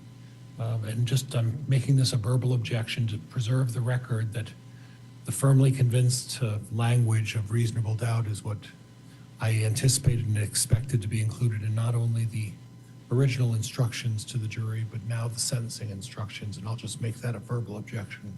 All right. Thank you, Mr. Pryor. Are there any other objections on the form of instructions or on the verdict form? Nothing further, Your Honor. Thank you.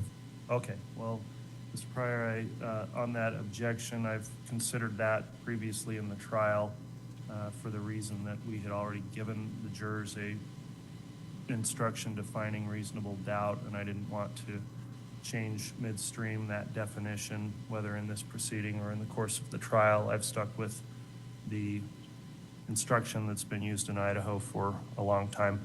I have considered your objection. I am going to overrule that objection, and so the instructions that the court's proposed now are going to be provided. We'll give the jurors courtesy copies. There will be one original copy for them to take with them, as well as an original verdict form. We're going to get those jury instructions distributed at this time just on the juror seats. They'll be able to read along, and then I'll read through final instructions, and then if the parties have closings, you can take those up next.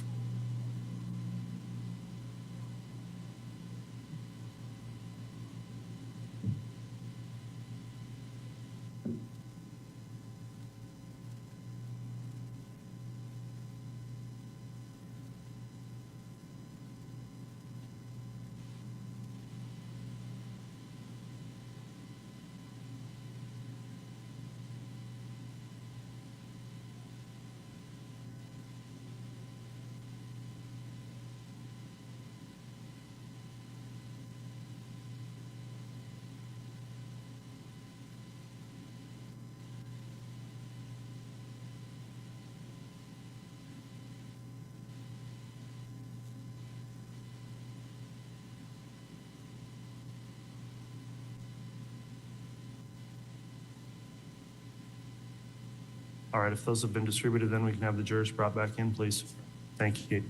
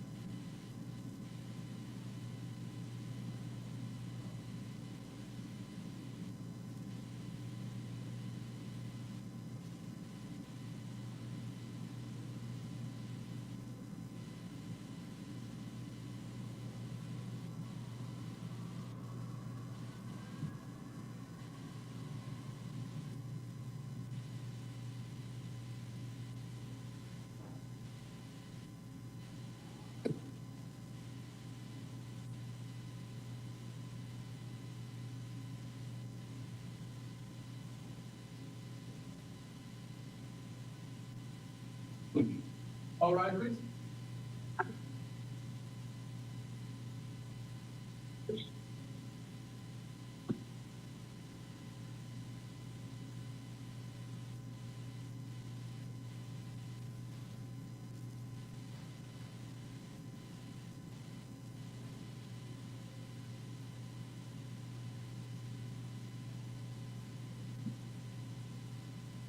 Here's our present count for you, Your Honor.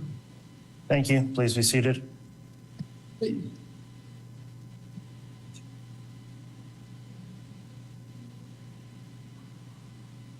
All right, ladies and gentlemen of the jury, I'll note on the record the jurors have returned and we are on the record. At this point, the court is going to read your instructions for this special sentencing proceeding. I've already read certain instructions and those will be included in your copies there. I will note that the numbers are generally out of order on these. Don't concern yourself with the ordering or if there are any gaps in numbers. These are the instructions you're to have in the way they are ordered by number. I'll also note that we'll have an original set of instructions for you in your deliberations. Please don't write on those or mark them up in any way, but you may make any notes if you wish on the copies you've been provided. So the instruction towards the middle of that packet I'm going to be starting with, where I haven't already read through, is labeled instruction number 5, and that's somewhat in the middle, following what I already read on instruction number 7. So instruction number 5 is as follows. You have now heard all the evidence in the case. My duty is to instruct you as to the law. You must follow all the rules as I explain them to you. You may not follow some and ignore others. Even if you disagree or don't understand the reasons for some of the rules, you are bound to follow them. If anyone states a rule of law different from any I tell you, it is my instruction that you must follow. No single instruction describes all the law that must be applied. You must consider the instructions together as a whole. In considering whether a sentence of death is justified, you shall not consider the race, color, religious beliefs, national origin, gender, or sexual orientation of the defendant or of any victim. You are not to impose a death sentence unless you conclude that you would do so no matter what the race, color, religious beliefs, national origin, gender, or sexual orientation of the defendant or victims may be. I have not meant by these instructions or by any ruling or remark I have made to indicate any opinion as to the facts of what your verdict should be. Instruction number 9, you have been instructed that the state has alleged the statutory aggravating circumstance that the murder was committed for remuneration or the promise of remuneration, or the defendant employed another to commit the murder for remuneration or the promise of remuneration.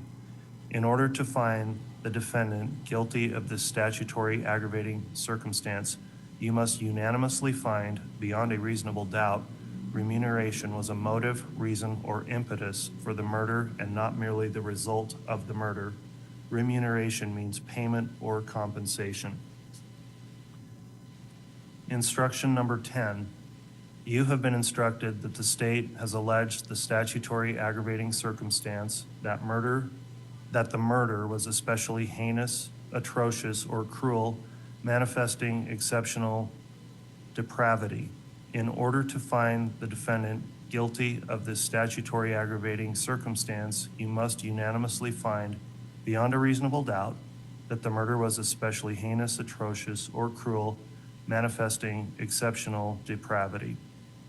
The terms especially heinous, atrocious, or cruel are considered separately, but in combination with manifesting exceptional depravity.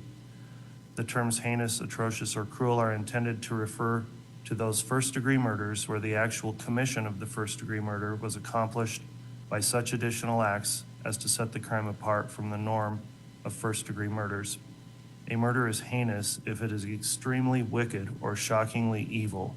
Atrocious means outrageously wicked and vile. Cruel means designed to inflict a high degree of pain with utter indifference to or even enjoyment of the suffering of others.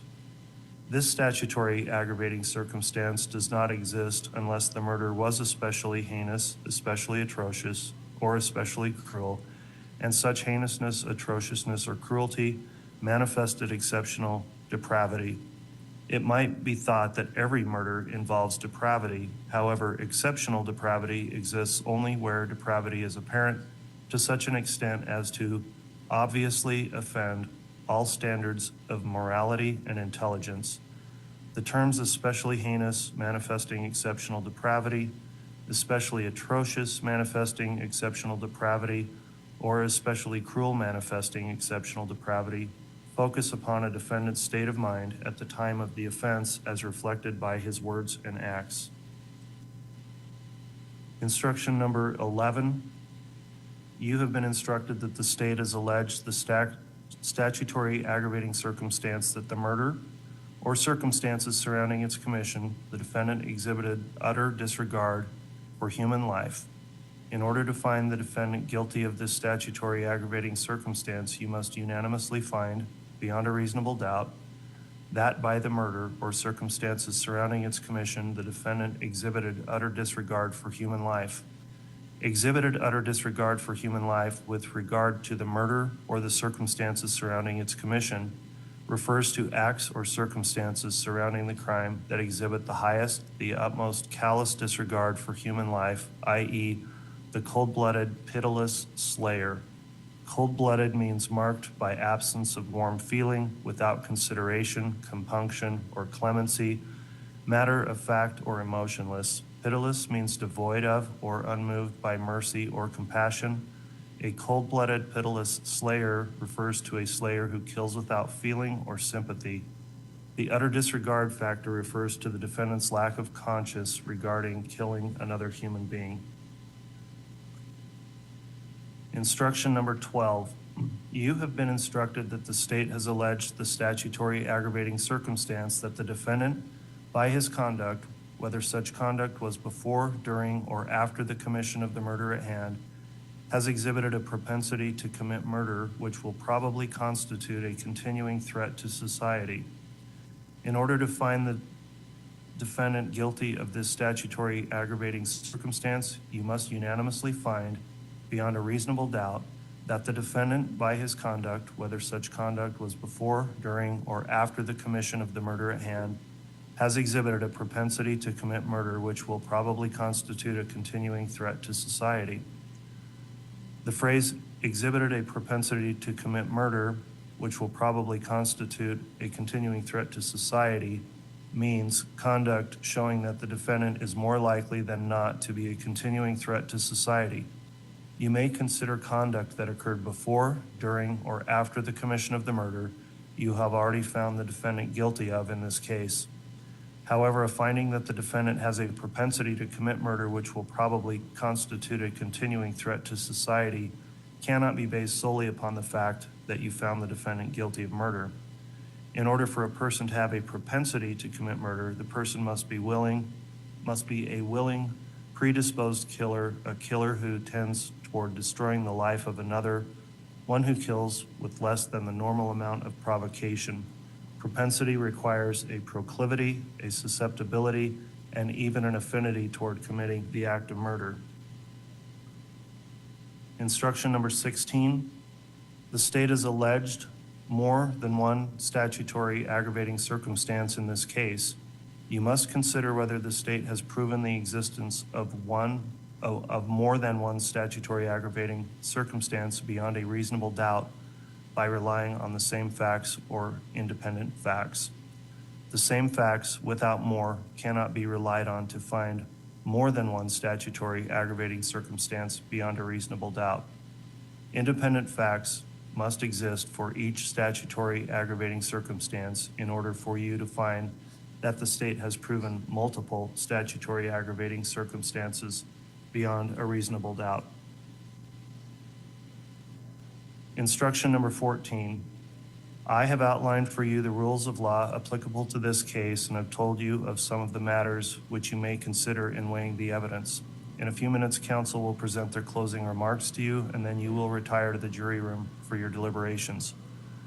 The arguments and statements of the attorneys are not evidence. If you remember the facts differently from the way the attorneys have stated them, you should base your decision on what you remember. The attitude and conduct of jurors at the beginning of your deliberations are important.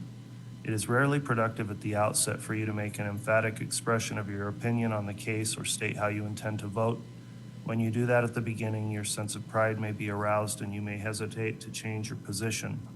Remember that you are not partisans or advocates, but you are judges.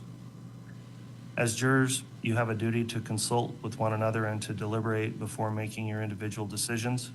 You may fully and fairly discuss among yourselves all of the evidence you have heard and seen in this courtroom about the case together with the law that relates to this case as contained in these instructions. During your deliberations, you each have a right to re-examine your own views and change your opinions. You should only do so if you are convinced by fair and honest discussion that your original opinion has changed based upon the evidence and the law as given you in these instructions. Consult with one another, consider each other's views, and deliberate with the objective of reaching an agreement if you can do so without disturbing your individual judgment.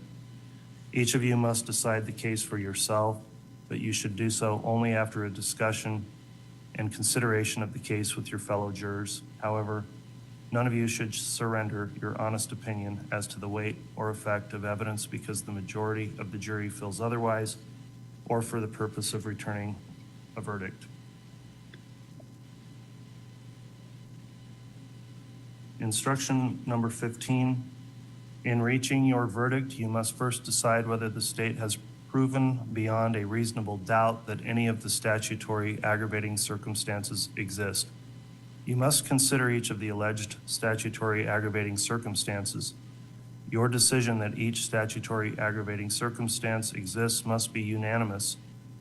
If you find that the state has failed to prove the existence of any statutory aggravating circumstance, or if you are unable to unanimously agree on that issue, then you must so indicate on the verdict form. If the state has failed to prove the existence of any statutory aggravating circumstance, you need not deliberate further. Merely notify the bailiff that you are done. The judge must then sentence the defendant to life in prison, and the judge must set a fixed period of imprisonment of at least 10 years during which the defendant will not be eligible for parole. If you unanimously find that the state has proven the existence of a statutory aggravating circumstance, then you must so indicate on the verdict form. You must also then consider whether any mitigating circumstances exist to make that imposition of the death penalty unjust.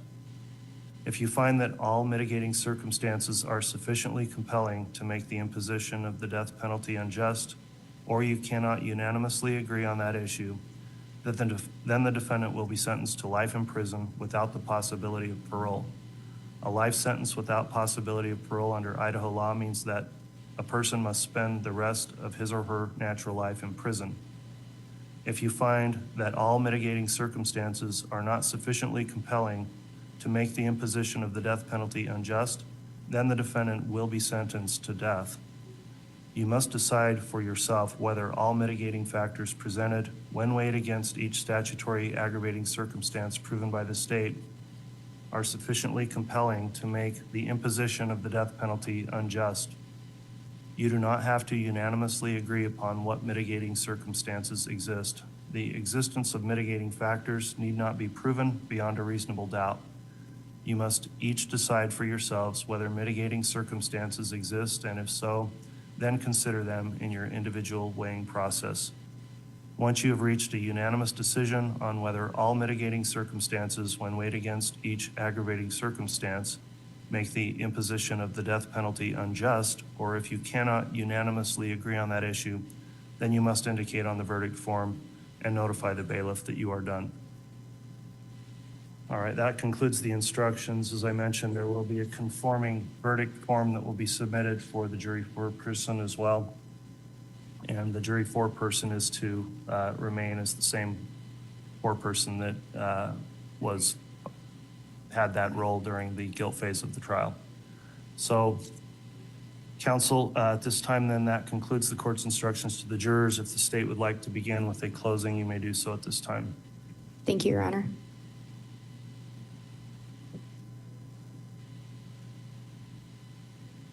Okay.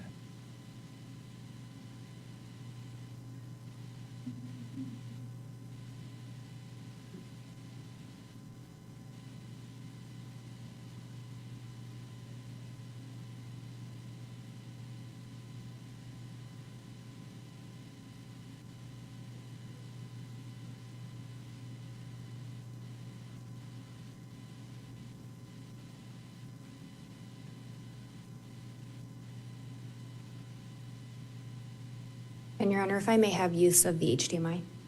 Yes.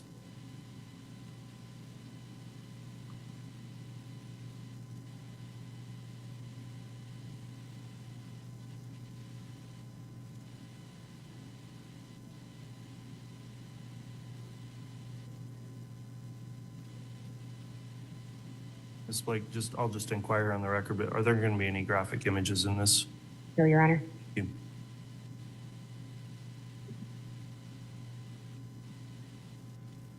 Ladies and gentlemen, labeling someone dark, lowering their death percentage, marking them for death. What is the appropriate measure of justice?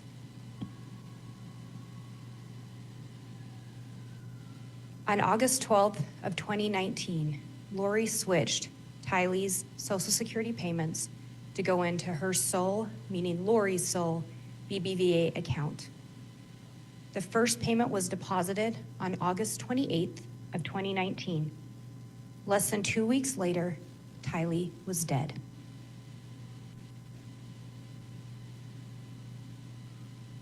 On September 18th of 2019, Lori received the first payments associated with the Social Security that she and JJ were receiving because of Charles' death. Just 5 days later, JJ Vallow was dead. Lori found out that she was not going to get the $1 million life insurance policy on Charles around July 11th of 2019, and she messaged Chad to let him know that. But remember what she told Chad, I'll still get the $4,000 in Social Security.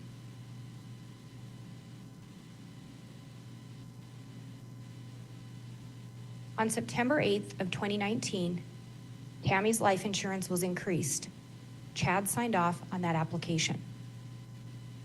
Tammy was dead just a little over a month later, while the attempted shooting was almost 1 month to the day that she upped her life insurance.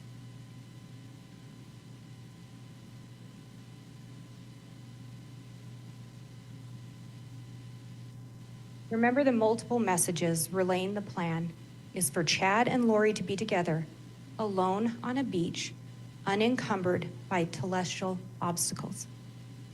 Unencumbered by earthly obstacles. Chad formed the plan. That plan included manipulating those around him to ensure that he could end up on a tropical island with Lori Vallow, who eventually became Lori Vallow Daybell.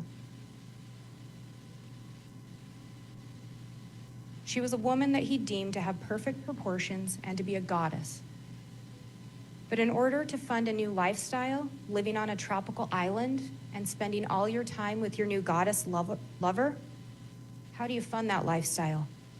And how do you remove the obstacles to getting there? First, Chad taught others that he could determine whether someone was dark and or possessed. Second, he taught others that if someone was possessed or too dark, then the body had to be destroyed or die to free the person. Third, he started teaching those around him that he could determine death percentages. Essentially, this meant that Chad could mark someone for death and determine when it was their time to go. He exhibited that power to those around him. He exhibited that power of his self-proclaimed visions to those who believed him and followed him. When we talk about if the murders were committed for remuneration or financial gain, the defendant received $430,000 in life insurance money after Tammy's death, money that was used to fund his life in Hawaii with Lori. Lori continued to receive the Social Security payments from the kids whose bodies were hidden on Chad's property so that they could continue to receive those Social Security payments. The murder was especially heinous, atrocious, or cruel, manifesting exceptional depravity. What else could these murders be? Tylee, unknown cause of death, because of her body being burned so severely, there were charred bones, remains in a melted green bucket. JJ, cause of death, plastic bag, asphyxiation by a plastic bag over his head. Not only that, but he had tape over his mouth, a plastic bag over his head, tape around that bag, his arms duct taped from elbow to elbow, and then placed in a black garbage bag. He also had scratches on his neck, and you saw the last known video of JJ. Those scratches don't appear to be there. Tammy, cause of death by asphyxiation, manner, homicide. Tammy killed in her own home, a place where she should have felt safe. Her life extinguished. By the murder, the defendant exhibited utter disregard for human life. Tylee was only 16 years old. JJ only 7 years old. Tammy, a 49-year-old mother of 5. The mother of the defendant's kids. It didn't matter the age of the victim or who relied on them and loved them. If they were in the way of Chad and his plan, and or if there was money to be gained for Lori and Chad, those individuals were marked for death. The defendant, by prior conduct or conduct in the murder at hand, has exhibited a potential to commit murder, which will probably constitute a continuing threat to society. Again, 3 victims killed, all at different times. Again, the defendant determining who was possessed, determining the death percentages, and once again, the defendant determining when it was their time to go. And Alex Cox believing and trusting Chad 100%.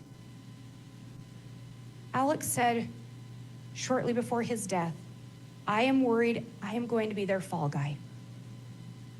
Another statement he made, either I am a man of God or I am not. Lori, when asked about believing Chad, if Chad is a Satan, he sure is a good one. Chad told more people than just Lori and Alex about people being dark. You heard of other people that were labeled as dark by Chad, including 12-year-old kids. The only difference is it was only those that stood in his way of his plan or who there was going to be financial gain from that ended up dead. Ladies and gentlemen, you will decide what justice is. At every stage of the development of the plan that resulted in the death of Tylee and her body being burnt with parts still missing, The death of JJ, wrapped in plastic bags and duct tape and discarded in Chad's yard. The death of Tammy Daybell, who had her ability to breathe, to live, suppressed. Tylee was last seen on September 8th of 2019.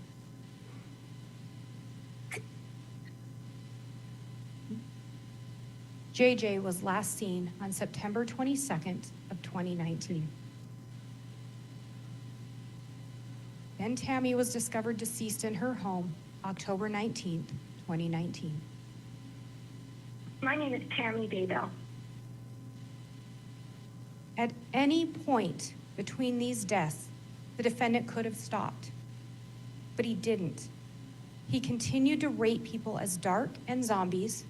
He continued to determine death percentages, and he continued to move forward with his plan to ensure that he was on a beach with Lori Vallow, unencumbered by earthly relatives, earthly obstacles. Ladies and gentlemen, we ask you to consider what is just in this case in rendering your decision. Thank you.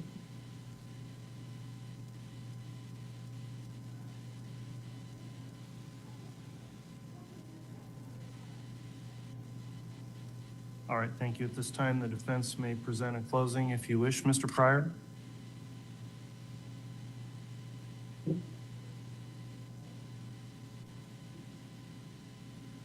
Question to, Yes.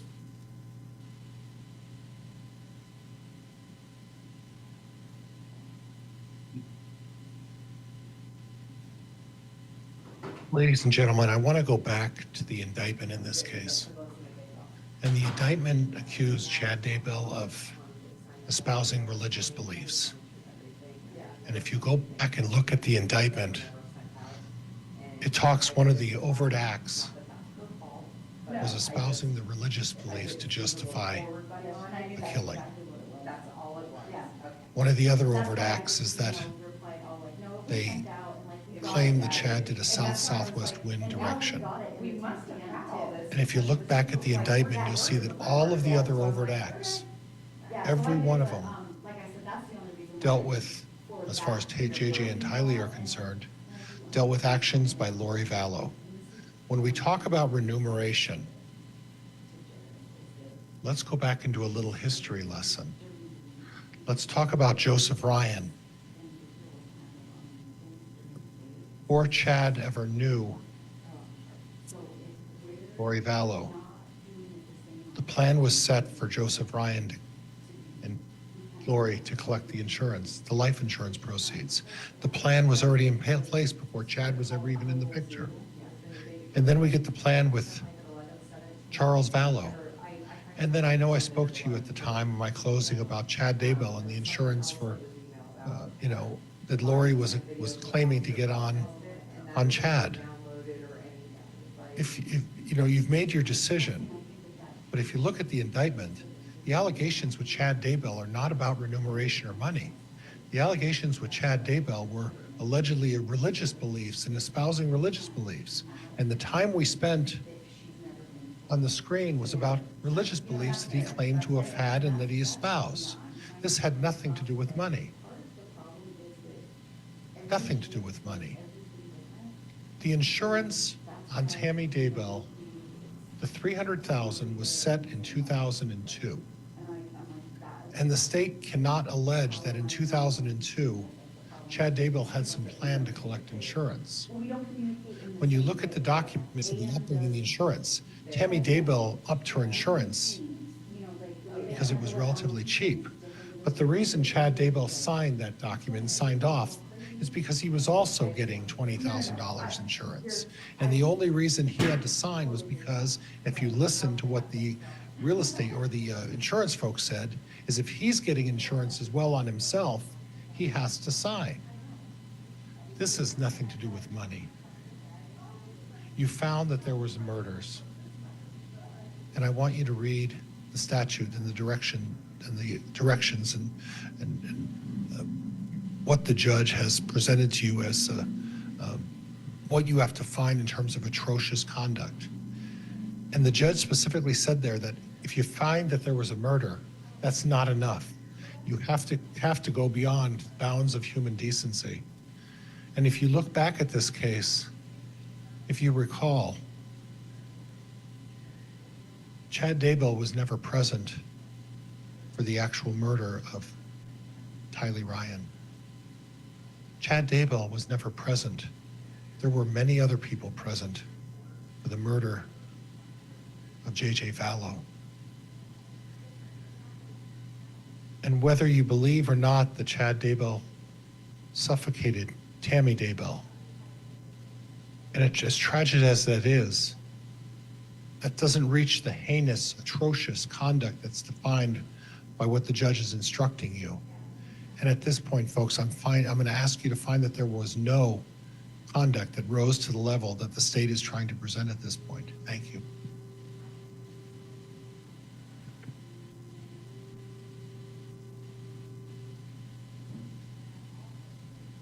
All right, that concludes the closing of the defense. Does the state wish to present any brief rebuttal closing? No, Your Honor. Thank you. Very well. That'll conclude the special sentencing proceeding then. In terms of presentation of evidence and argument, the next matter then is the jurors will again retire to deliberate on these questions posed to them in these proceedings. I am going to, although already sworn again for the special proceeding, I'll have the bailiffs who will be holding the jurors during the deliberations. If you'd please come forward, I'm going to have the clerk administer the oath to you in terms of the deliberations. So Madam Clerk, if you would please do that at this time.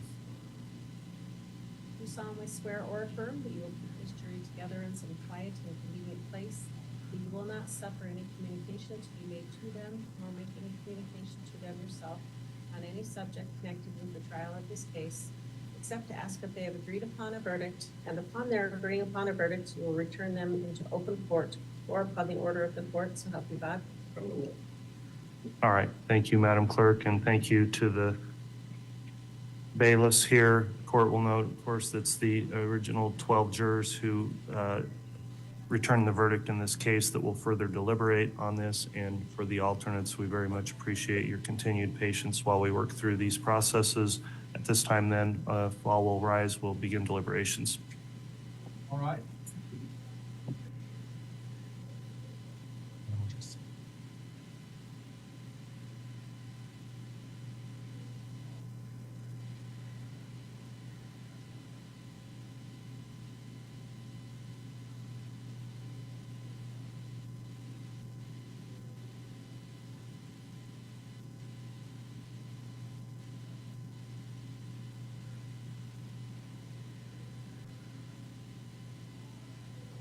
All right, we'll be in recess.